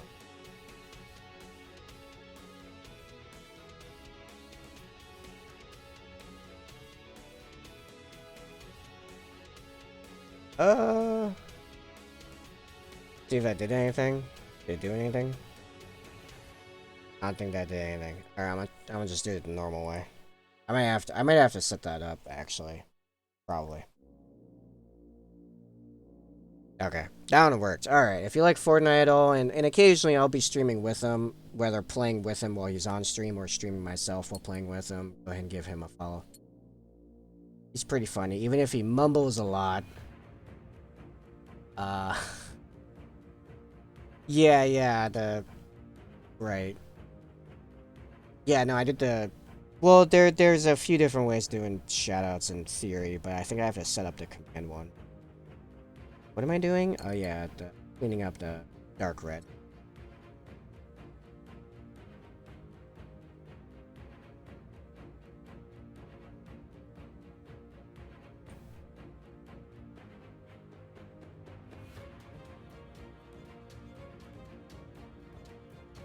Oh, on the increasingly rare times I paint not on screen, I started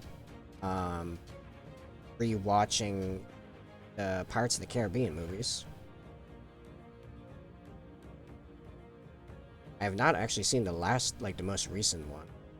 So, I've only seen on Stranger Tides once, so it should be fun. I'm hella hungry, so I'm gonna make some breakfast. Be back soon. Yeah, cool deal, man. I mean, I should be here for at least another hour. We did start quite late, so I might stick around for a little bit, depending on things, how hungry I get.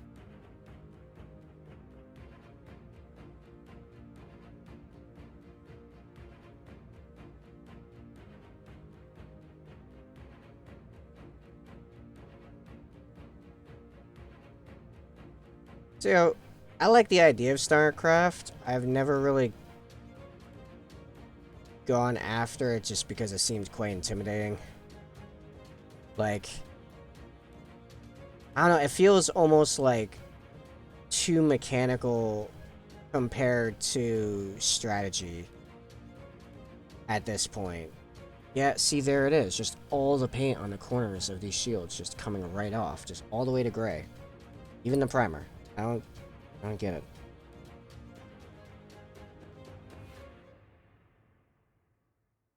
It's definitely the... Yep, no, that's all the paint gone. I'll just redo all of that. It's fine, don't worry about it. It's nice to see the stream, like, finally picking up, though. It took a hot minute. For anyone that might be new, because there might be new people. Hi, I'm Table. I paint minis, casually and commission. This is actually a commission piece. I also do digital art and the occasional gaming stream. I also love people in my chat. Feel free to lurk, definitely. But if you like chatting, do chat with me. Do it. Do it.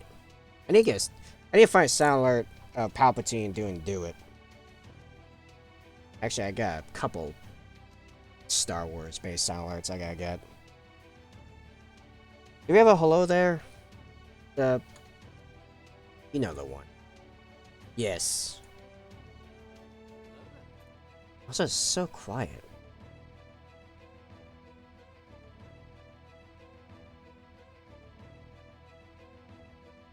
Oh wait, I think if I do it through here, it's better.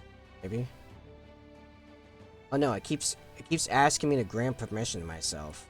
If I try to do it through the stream, it's like, wait. It's like, how's that even work? Anyway. Sorry, I'm distracting myself from what I should be doing.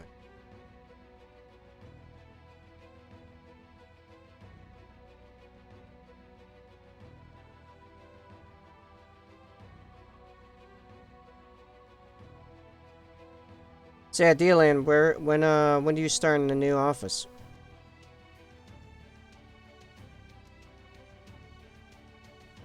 You might have mentioned earlier, I have a terrible memory. Not sure yet? Fair enough. What about? Right, no.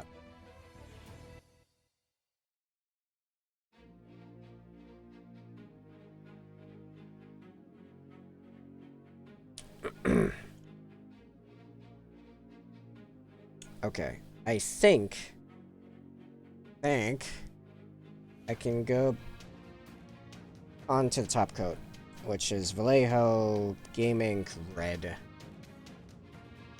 Blend all those together.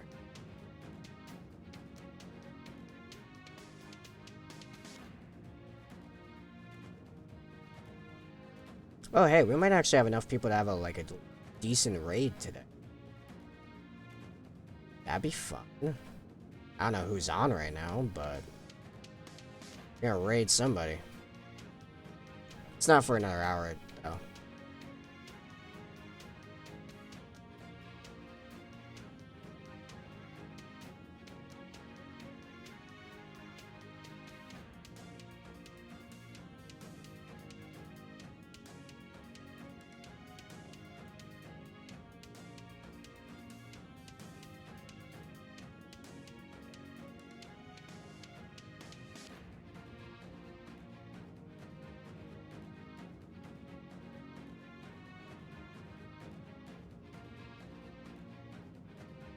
Let's have a chat about the terms and see how much room I'll have. Ah, gotcha. It's an in progress thing. Gotcha. I hire it from my parents-in-law. Fair enough. Rent it, right? I understood what you meant.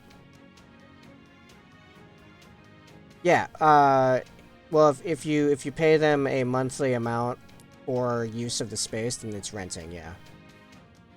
Hire usually entails like you're employing a person,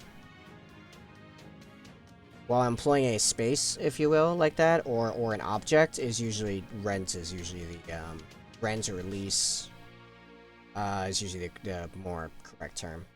Hire is people, rent is building, right? Yeah. Or objects, tools, for example. Like, you can rent tools. Yeah. Don't worry. Just because I'm bad speaking English, I'm actually quite good at, like, the English language. I actually can't talk a lot about this. Yet. But, I might have gotten recently, picked up for a larger project where I will be the writer for a watchable thing on the internet at some point in the future.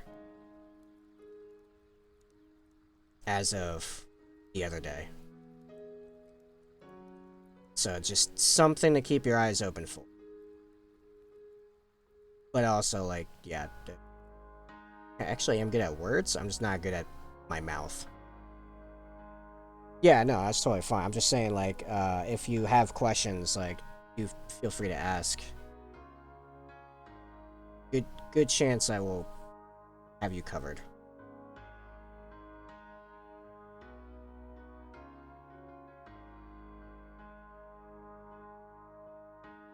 I wish I could talk about the thing more, you know.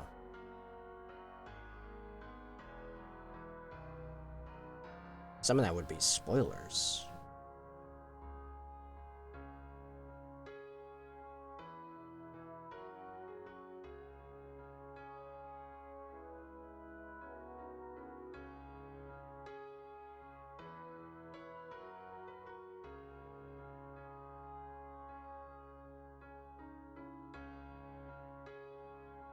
Alright. Yeah, I know the last part of that. Couldn't really see. I can't really help it. Just kind of how angles work. Now the fun part. Doing this ink top coat on this nonsense and not messing up the bone, which will be such an absolute pain to fix because it will mess everything else up around it, and it would just be a nightmare. So I just really not screw up and get any of this red ink on the... I work for a small shield. Well, it's not a small shield. It's actually one of the largest shield objects in 40k. Think about it.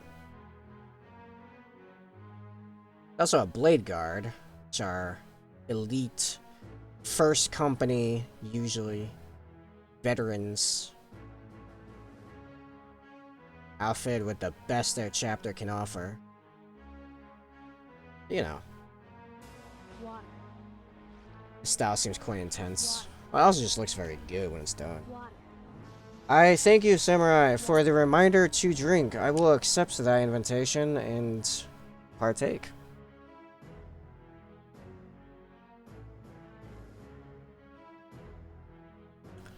Again, I am drinking from my own mug. Warning, this is coffee mug, not a brush rinse cup. This and other merch designed by me for you can be found at Command Merch or basically tabletop.com/shop. Or follow that link tree. I just popped into the chat because my timers are always on point. Command sellout. Oh yeah, no, I will absolutely show myself. I'll show myself and I'll show others. Absolutely. I am very much a capitalist, and I like money.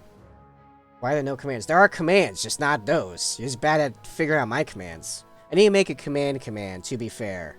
I'll give you that. I should make a command that shows all the other commands. It's on my list. The large list, not the daily list. I can add it to the today's list. I can do it right after the stream, actually. Command help. Yeah.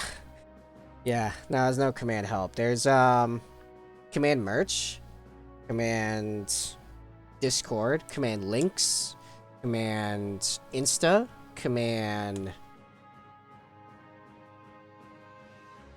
No, I forget the other ones.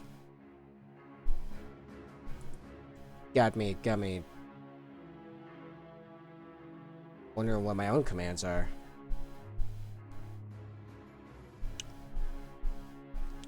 Command commission, command merch, command links, command Insta, command YouTube, command portfolio, command tutorials, command Discord, command lurk, command explosion.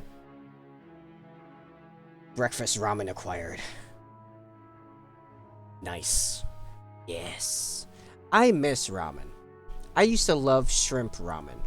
I can't eat ramen now. Insta works indeed. Excellent. Good, I would hope so.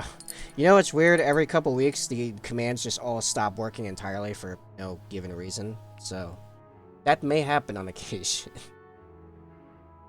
But in theory, they function. Yeah. Also, you can see on that Insta, what a finished shield looks like, and why I feel like it is sorta, kinda worth the effort. Maybe not really, but, you know, I still think it looks really good. If you don't stream for 2 weeks to go offline, well, I've never done that since I started streaming, so... And sometimes I random. Yeah, it's more like at the sometimes I random. After an update. I get mine through owned. And sometimes their stuff just all stops working. Has already happened twice since I started using them.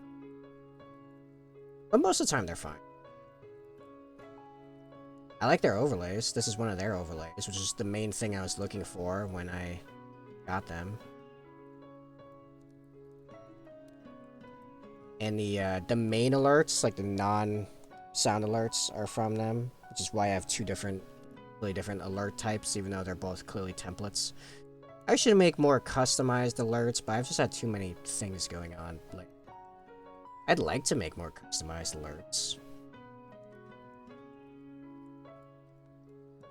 Like, I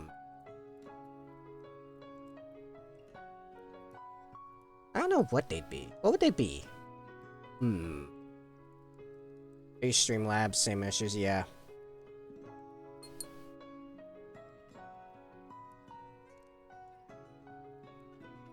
It's fine, same as emotes, it's fun, it's unnecessary. Well, we got some emotes, but you gotta be a sub to use them for the moment, because they haven't given me, they haven't given me the instant upload thing. Sorry, I'm checking stuff. That's why I'm not.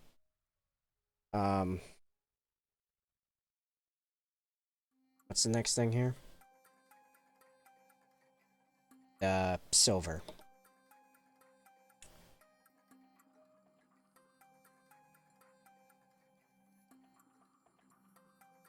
Do I have instant upload? No, because you're automatically put on a 60-day wait after you get affiliate. I only got affiliate a month ago. So, for anyone wondering, this is a finished shield. That's what it will look like when it's done. Actually, I'm kind of wearing... No, I darkened them appropriately. the gaps there of the, but yeah.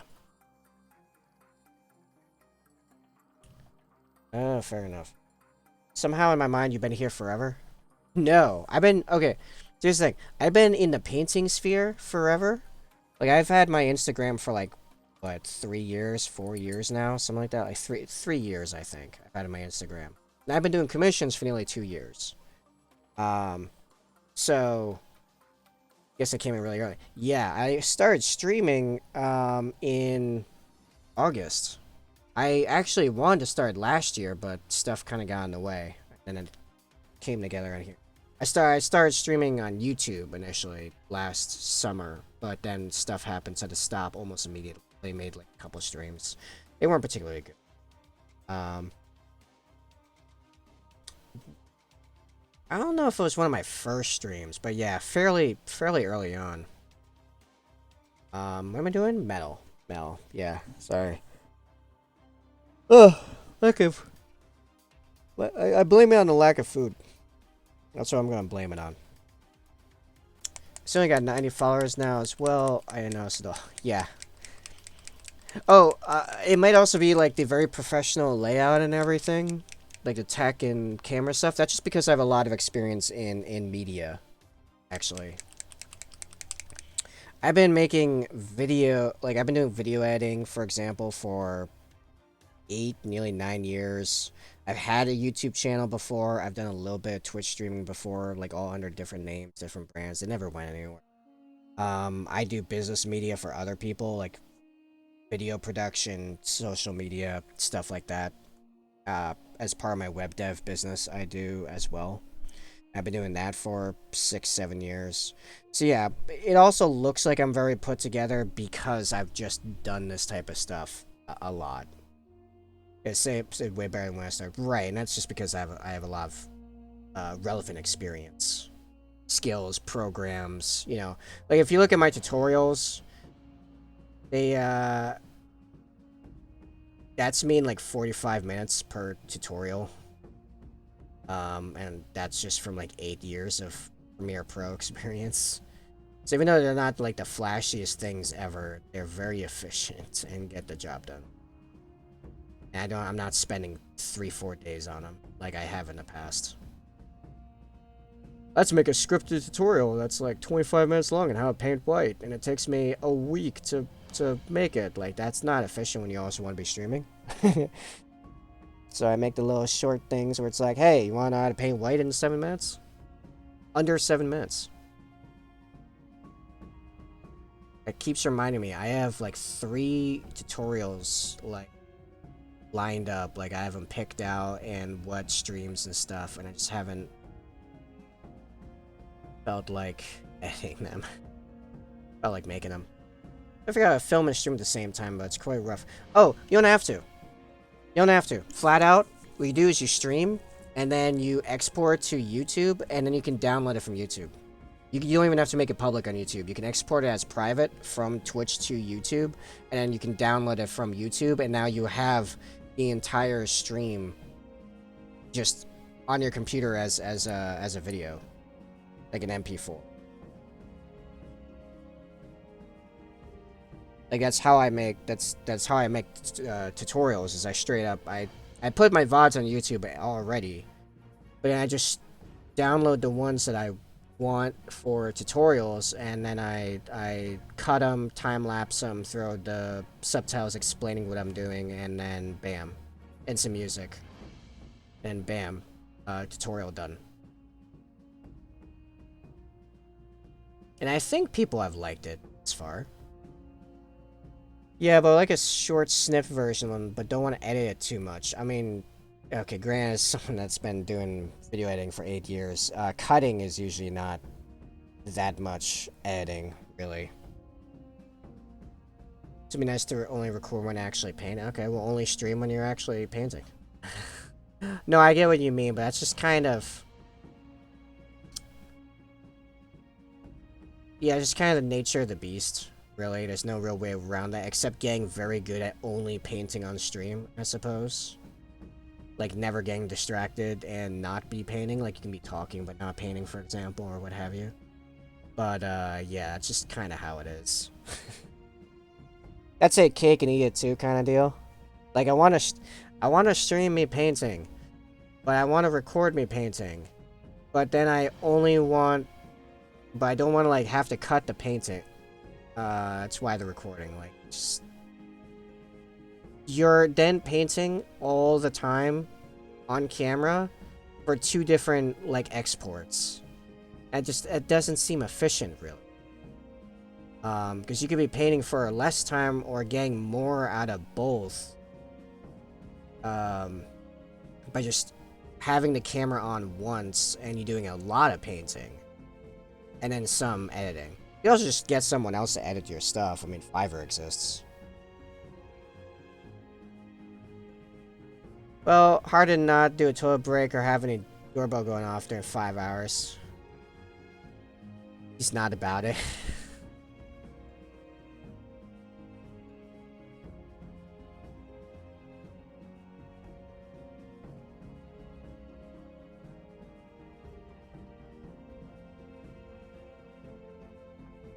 Did I get some silver on red? I think I got silver on red. I gotta fix that.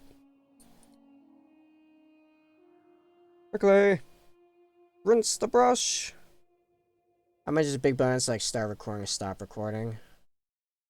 I don't film my toilet breaks for YouTube. Honestly, film it for YouTube. Like, if they're watching a like 45-minute live video of you painting just casually, then that's it. Which apparently people do that. Like, apparently people do watch my VODs on YouTube. I don't understand why. They're not even, like, I put them up there for reference. I don't, like, apparently people watch them in just, like, whole chunks.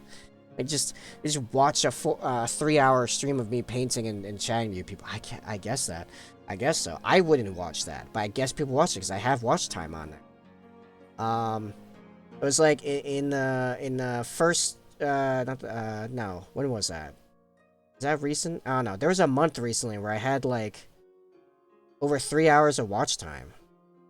I understand over a month it's not a lot, but I don't have a lot of views. So someone in there is watching like 20 minutes of VOD minimum, like per sitting, on average.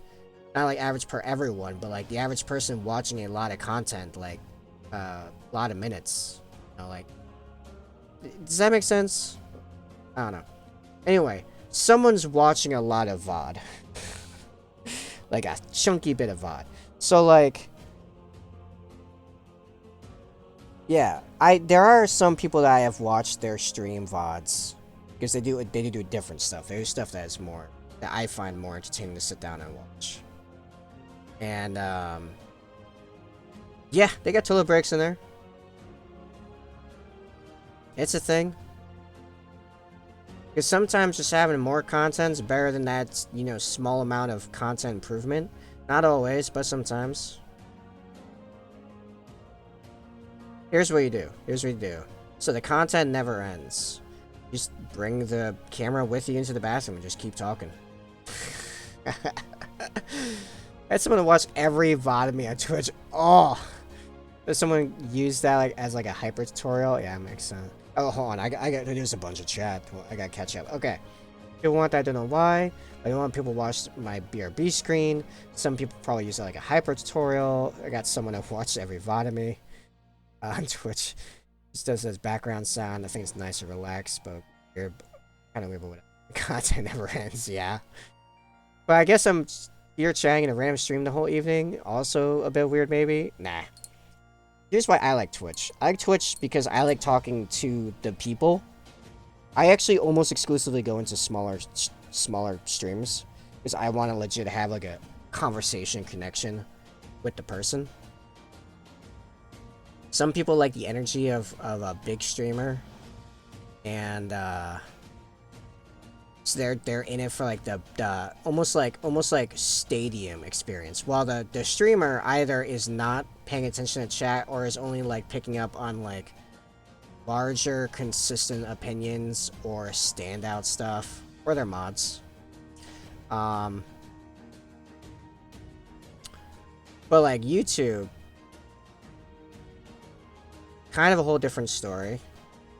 But like if they're watching a streamers, VODs on YouTube, I mean, I guess they like that specifically, whatever it is you're doing. So, like, yeah. Also, you can make BRB screens entertaining or their own thing. I kind of did that with mine. Well, I'll show it in a second.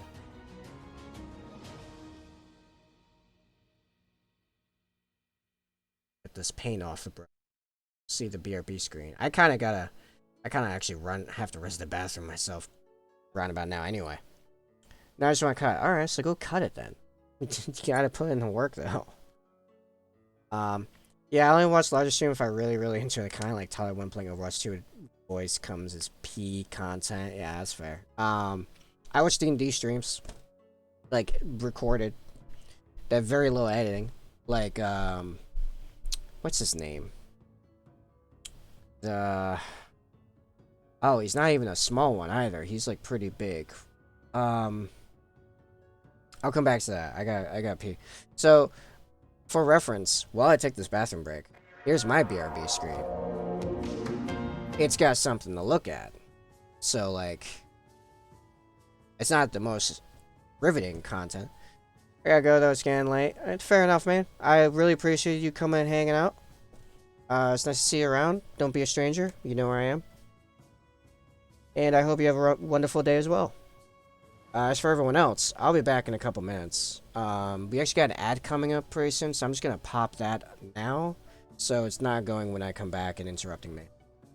Cool deal. I will return.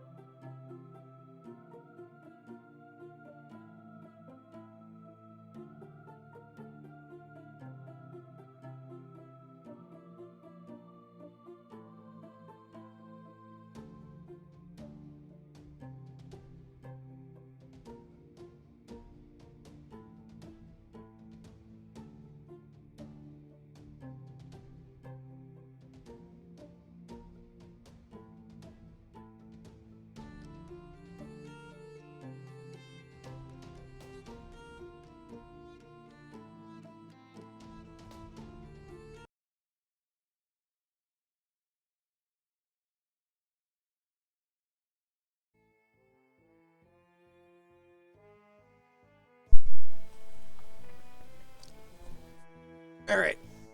I am back. I am the here. Alrighty. Back to the grind.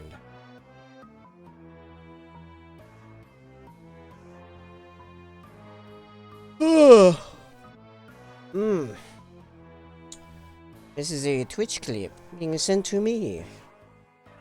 Tyler 1 being a little aggressive. Should I play this on stream? Can I do that? Can I don't know if I can even do that. I think I can do that. It's other people's Twitch. Yeah, okay. It's Twitch code, so yeah, it's it. Alright. Yeah, alright, let's watch this. Let me get the I'm not gonna be able to see chat for a second because I don't feel like switching over to the other window.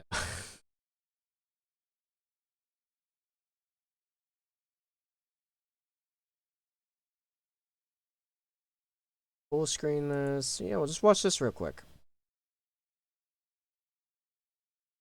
Do I have audio on? Oh, I don't have audio on.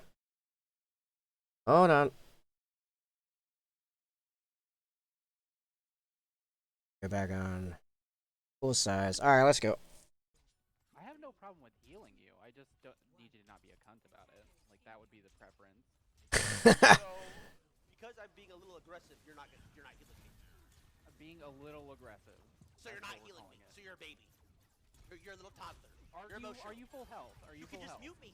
Shut the fuck up. Don't tell me to shut up! Wow. And this is why I don't watch or don't play Overwatch. Man. Also, one of the things kind of keeping me out of League of Legends. Not gonna lie. Part of it's the it's super. Okay, well, fine. Yeah, the cut's perfect. Yeah. So like, get the music back on.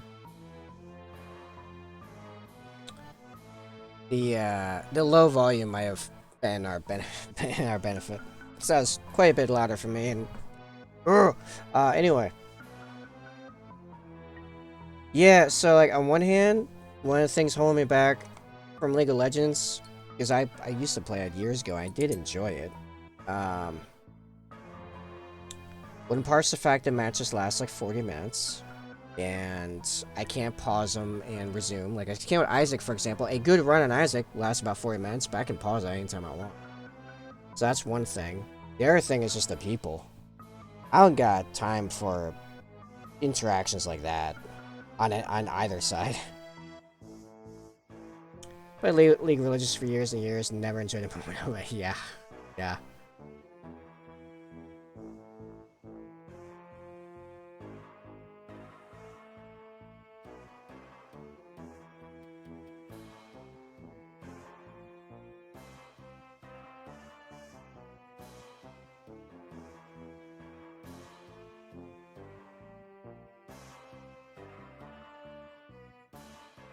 Yeah, I don't have time for legitimately disrespectful people. I don't.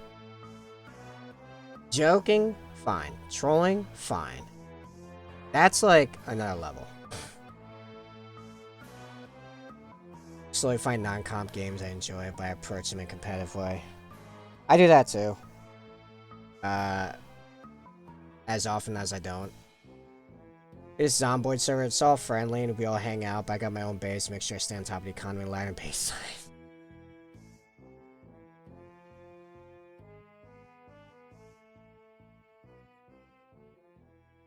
It sounded like me back when I played Minecraft. I was obsessed with like medieval style defenses in Minecraft for some reason. It's my favorite thing to do is just build like castles, basically. So I get into a server with a couple friends, and one was like, "All right, I'm gonna go mine," and one's like, "I'm gonna make a guard," and I'm like, "All right, I'm gonna deal with our defenses." And they're like, "Oh, what does that look like?" And it's like a half an hour later, and it's like we have helms deep erected around us. Like it's like, yeah, it's not a competitive game for you. That's only because you're losing. Yeah, yep.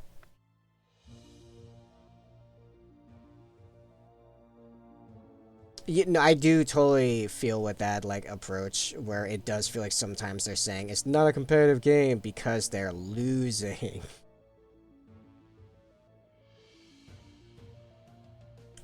It's like, guess what? At the end of the day, if it's a game that plays like a, you know, like a classic game where like, you know, someone wins and someone else doesn't win, then guess what? There's a layer of competition to this, and I'm probably gonna try to win.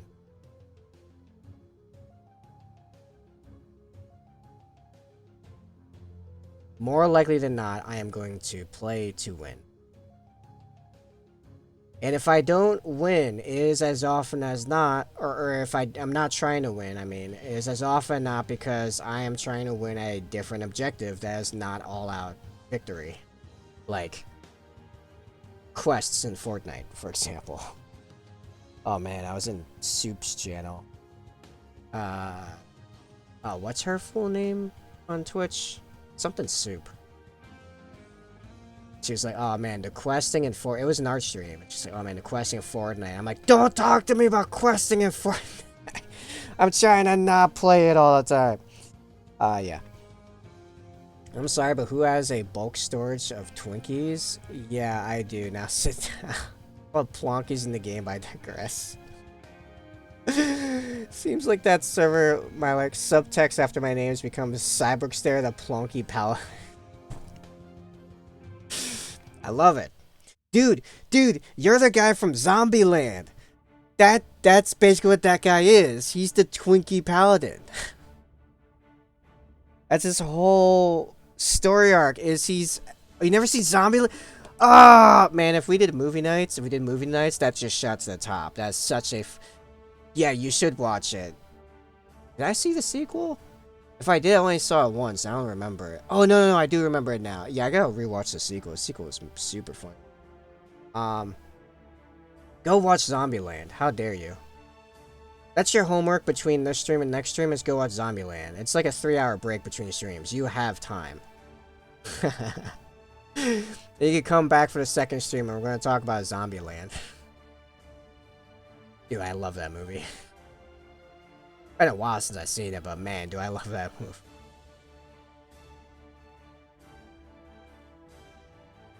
I'm gonna be too busy playing out my own Zombieland.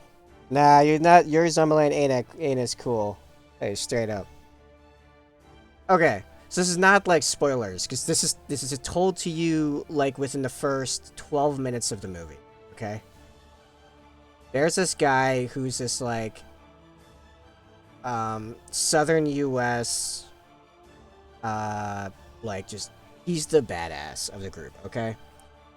And it's very obvious, but his whole story arc is that he is just hunting down whatever Twinkies remain in the post-apocalypse, like in the apocalypse. That's his whole thing. Just trying to find more Twinkies. That's his. But he's really good at killing zombies, so people hang out with him. That's it. That's his entire thing. And you learn that instantly, so it's not a spoiler. I'm behind on guns and food, so I'm going to go clear a ton of rich homes before the others can get to them. Yeah, makes sense. Yeah. It's been like, and the movie picks up where it's been like a while into the apocalypse. There's not a lot of people left, and also a lot of food that doesn't stick around is not left. So, thought every single zombie in 3 different towns left all loot, besides the Twinkies. Yeah. Yes. Yep, that's straight up. Like, he would pick up enough ammo for whatever gun he felt like using at that time, and the Twinkies, and that'd be it. That'd be all he'd loot. It's funny. So yeah, he is literally the Twinkie Paladin. Man, now I gotta watch that movie. I'm trying to watch the Pirates of the Caribbean. How dare you remind me about Zombieland and how I haven't seen it in, like, at least a solid year. 2 years. I keep forgetting that it's late 2022. 2 years. It's been 2 years since I've seen Zombieland. About my next D&D character, yeah. Oh, what are they called in my cleric game? It's not it's actually like a fried meat food that you get like a food stand. It's like Gribblies. It's something close to Gribblies. And it's become like an inside joke. whenever we're in a city, gotta find a Gribbly. It's not a Gribbly. What is it? It sounds so close to Gribbly. Anyway, gotta find that guy and get some Gribblies. It's like our party's official snack. Dude, when we get another big paycheck, we might just sponsor that guy.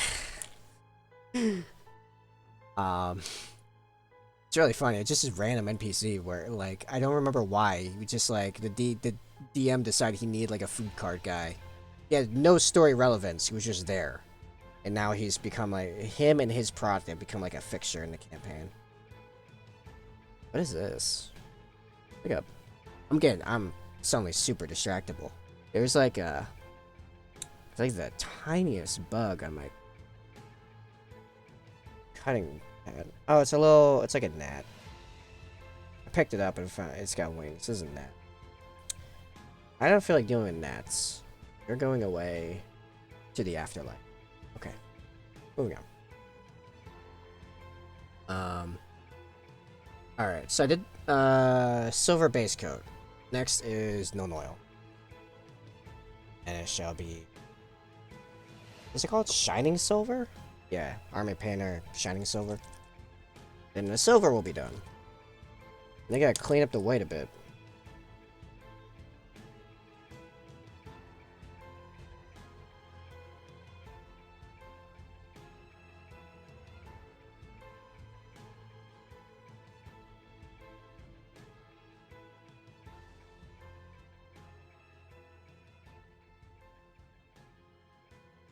Okay, tell me this, Sai, is Zomboid kind of like Unturned? Minus the fact that Unturned looks like Legos. Because I have played a decent bit of Unturned, only by myself. I've not gone into any people's servers. I have a hard time going into servers like that anymore. I guess it's just because I go in and out of games a ton. Hey Zephyr, how goes Zephyr? How goes Jafar? I don't know why my head just merely jumped from Zephyr to Jafar as if somewhat like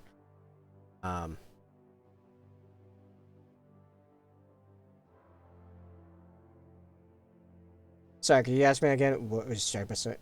Is Zomboid kind of like Unturned, minus the fact that Unturned looks like Legos?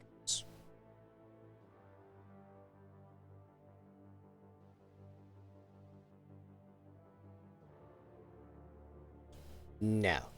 Okay. Only similarity is zombies. Okay. Well, fine then. Still haven't even. I've been on and off playing Unturned for like years. I still haven't even gotten to advanced like Unturned gameplay. That game is surprisingly deep and hard to get into the deepness.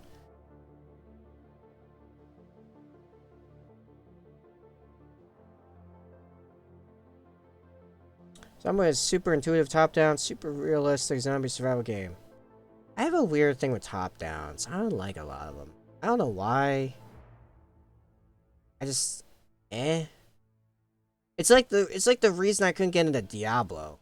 Like I should love Diablo. Like you know how much I played Borderlands? Oh man. Diablo? I don't really like that style of gameplay. And like people tell me that like Hades, the Hades game that's been big lately. I even got some IRL friends that are like big into Hades and just keep telling me, hey, go play Hades, you'd like it. I'm like, but it's a top-down. I only really like top-down for strategies. I don't know why. It's weird to control one dude on a screen in a top-down.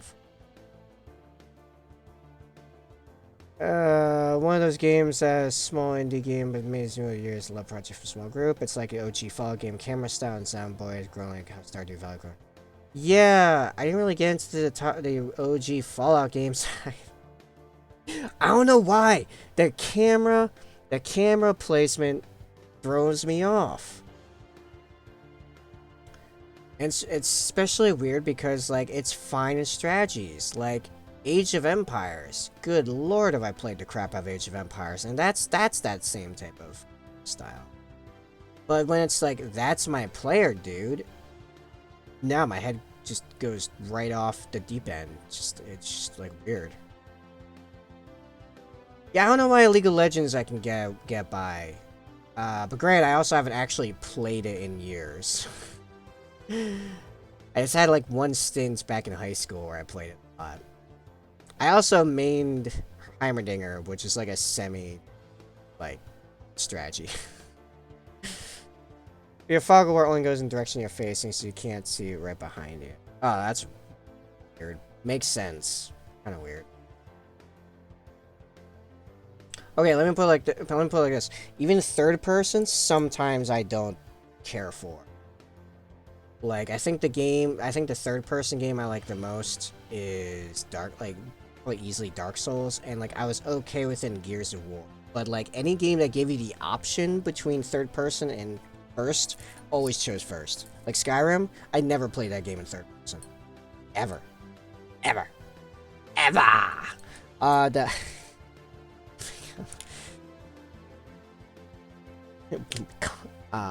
join with me together. Bricky, you've ruined me. Now Picard is only together. Like, that's all that. Alright, sorry. Yeah, no, my head's weird, alright? That's the thing. It's just, I'm weird. Main theme of Soft Boy is that this is the apocalypse, you will die and lose eventually. It's just a matter of time how long you survive. Okay. That right there, that's how Unturned is like. You might be able to get back to your stuff, but I mean, good luck. Travel super slow and you probably died super far away, and that stuff does not stay there forever. Slow into the game every single time as slowing dawningly reads to you. These are the end times, there's no hope of survival, this is how you died. That's kinda cool. I like that. That gets cool points. Alright.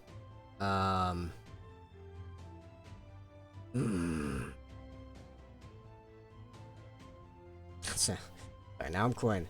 I'm getting real loopy. Good thing we're done in like 10 minutes. I don't know why I'm so, like, goofy all of a sudden. Am I that hungry? I did title this. Would I title this? Something about me losing my mind?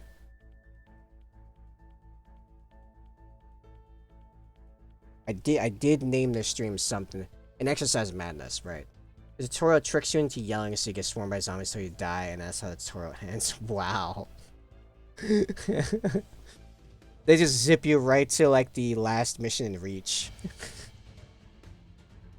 Goal. Survive. You cannot survive. I have seen people that have pushed it to where, like, the Covenant will not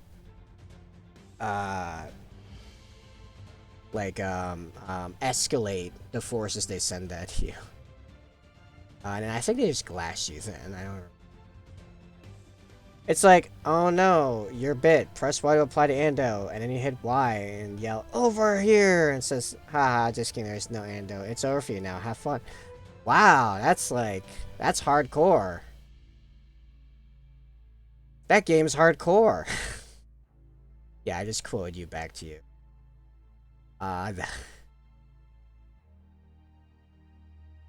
Toxic.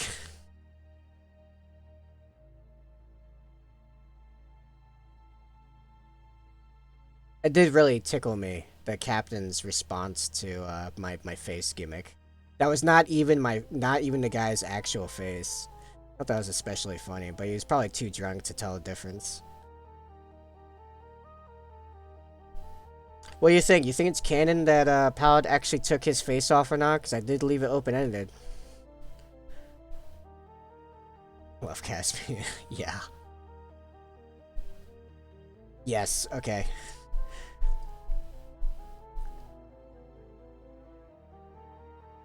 You did, yes, you did that. I did make a promise to that guy. I would take his skin.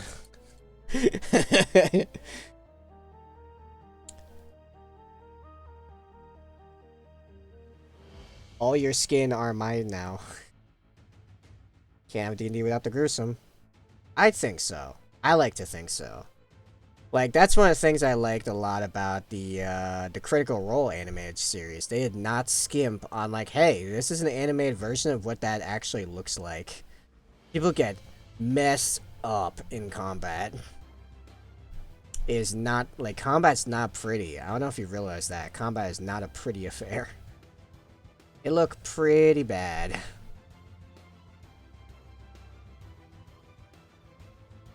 That's what makes it immersive. Yeah, that's what I'm saying. Like, more often than not, if I'm looking for a new D&D campaign on Roll20, if there's something about, like, what do you call it?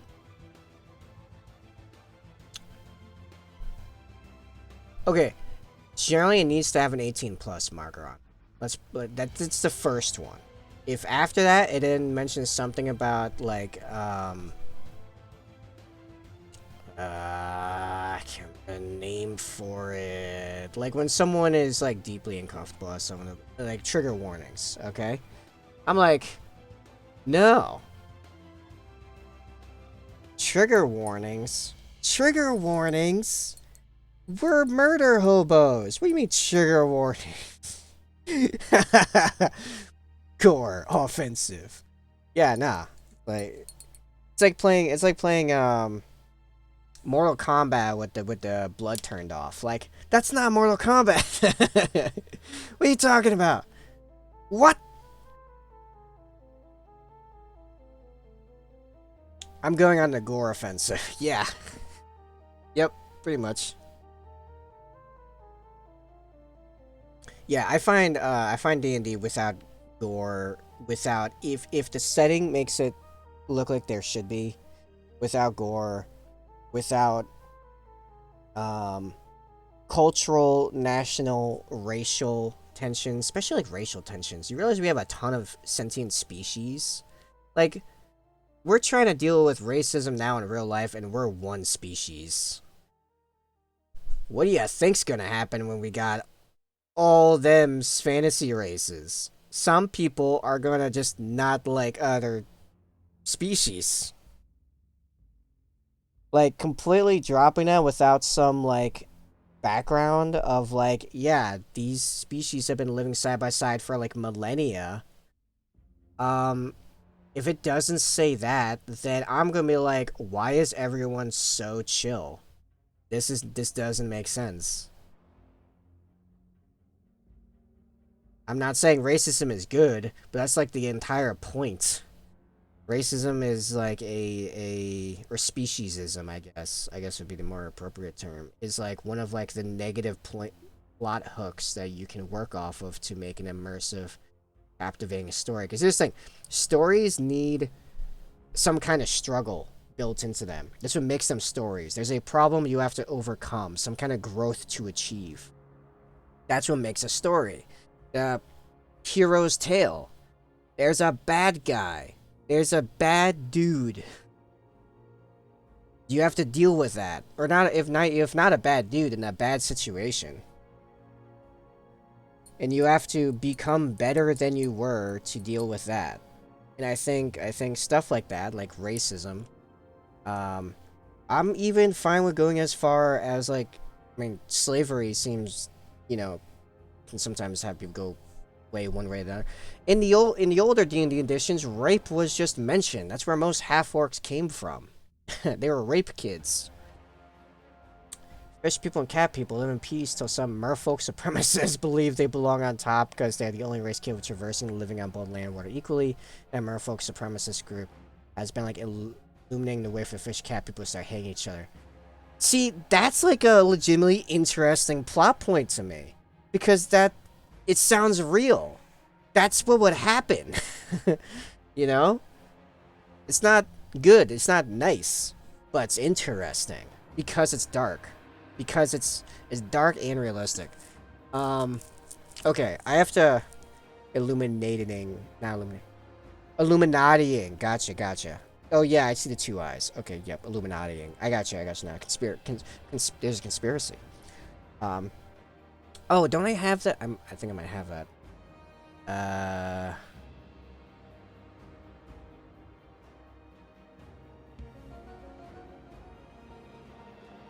It does so quiet. Hold on. All right, let me.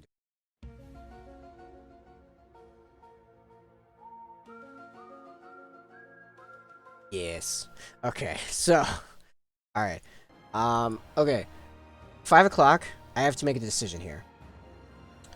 I started like a half hour late because of technical difficulties. I could continue for a half hour, or we could stop now and raid someone. I am feeling kind of loopy. I don't know if this is more entertaining or less entertaining. I definitely. I mean, I should have food within the next hour and a half, but I feel like I almost like need a snack. But we are at my normal threshold for like deciding to raid. So I guess like part of seeing if there is anyone obvious to raid,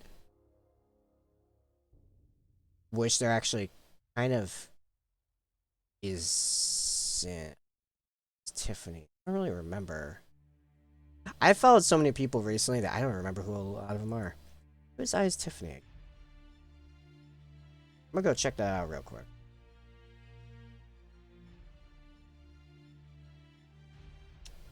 Oh, right, okay. She's fine. She's a little low energy and mellow for what I think most of you would like, so maybe we won't do that.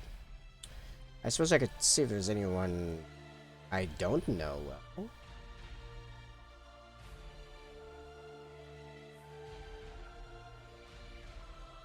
Oh, that's the wrong button. Wanted to do that as a new tab. as my chat disappears from me.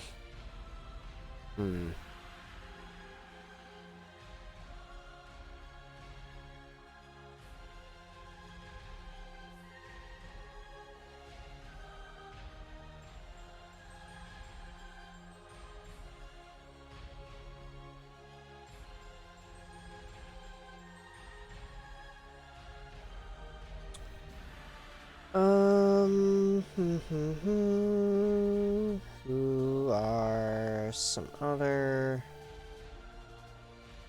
Does anyone have any suggestions of people they'd like me to... How about that? I mean, I'm open to suggestions. Just throwing that out there.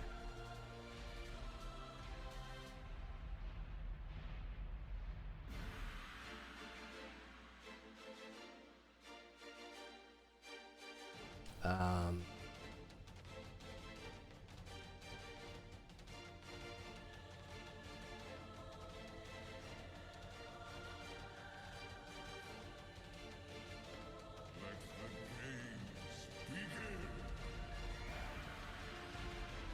Oh, that was from the music. It's like, someone hit a sound alert? I don't recognize that one.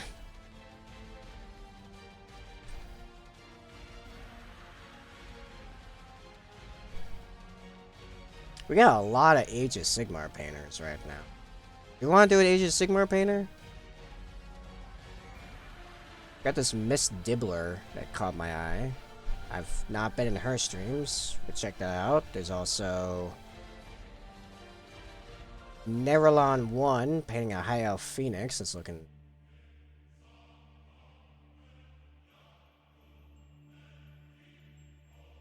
Let me jump in the Dibbler one real quick. See what's going on.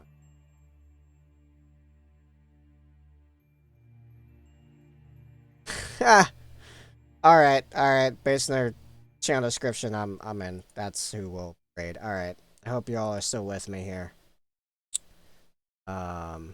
Just waiting for the pre-roll ad to finish up. I know stuff's actually going on. And we will raid Miss Dibbler.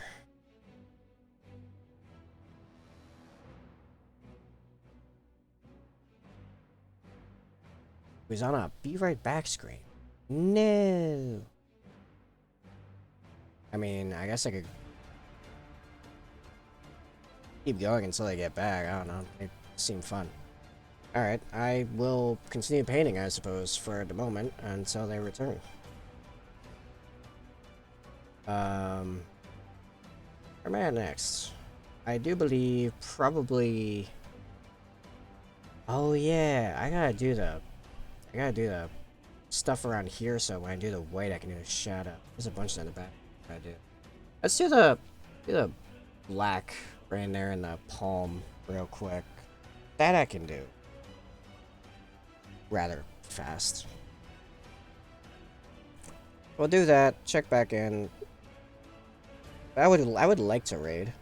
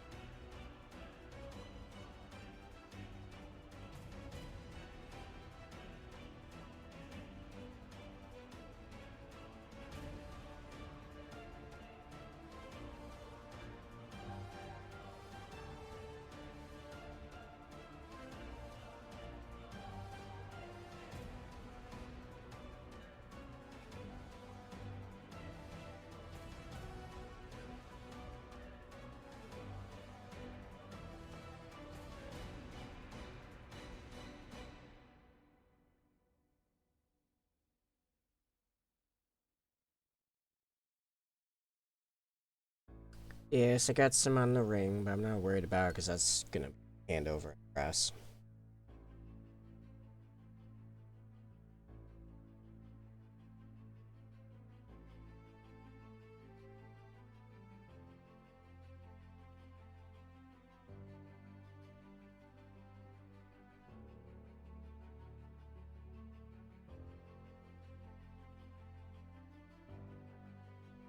And the ad is over.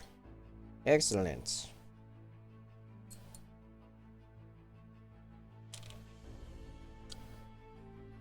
I thinned the black quite a bit, so... It's way fat to dry now. Hey guys, we are now watching paint dry. I know that's a massive deviation from our regular content, but... we're here now.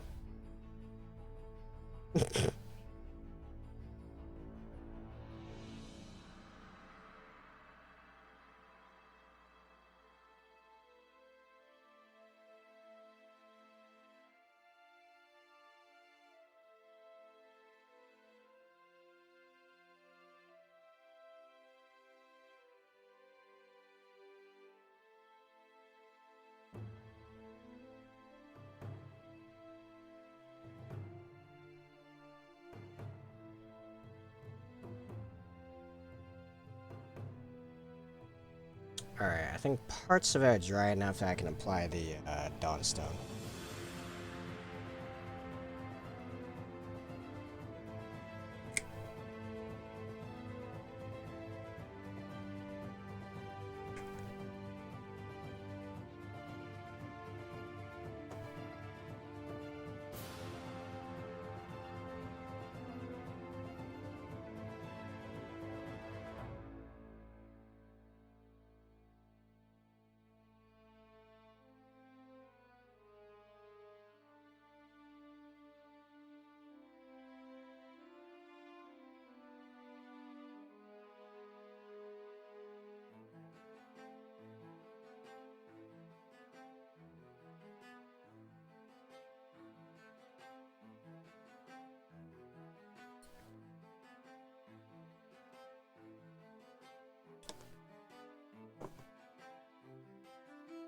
some nun oil on it and call it a black done, except my nun oil keeps getting stuck in my paint tray.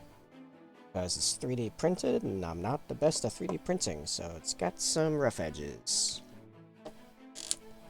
Good stuff, I know.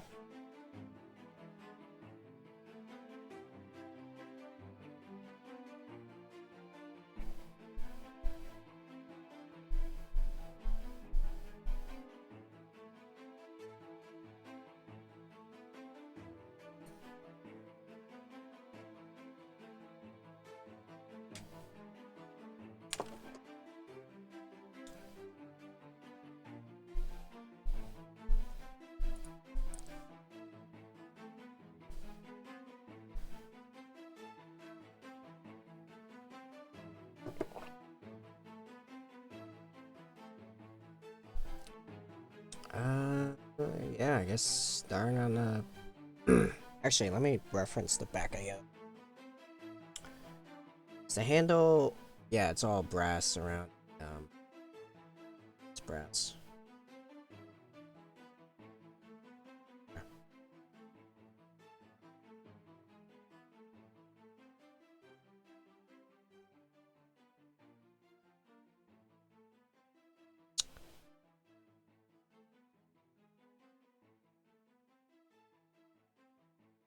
Alright, now my patience is lacking, so let's go check out that other guy.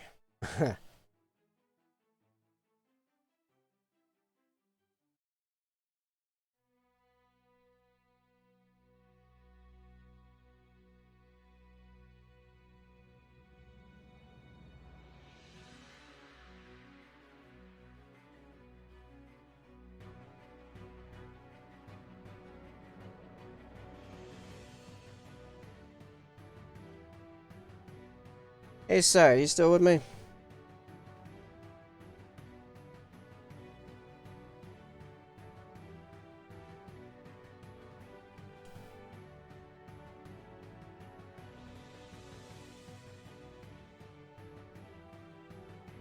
Nope, I think as usual my number's dropping off right before I intend to raid someone. I was letting the reroll ads go.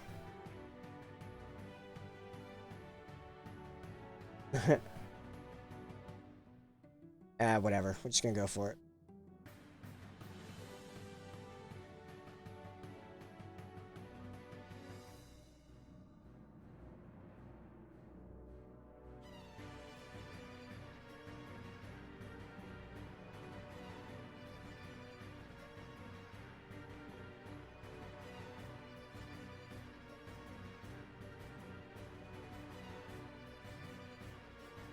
Nice. F4. Ready to raid. Let's go. Alright. I'll be back in a little under 3 hours for our next stream, and hopefully we'll close out this week with a bang. I don't know what that means. I'm just gonna keep painting this shield. Have a good one, everyone.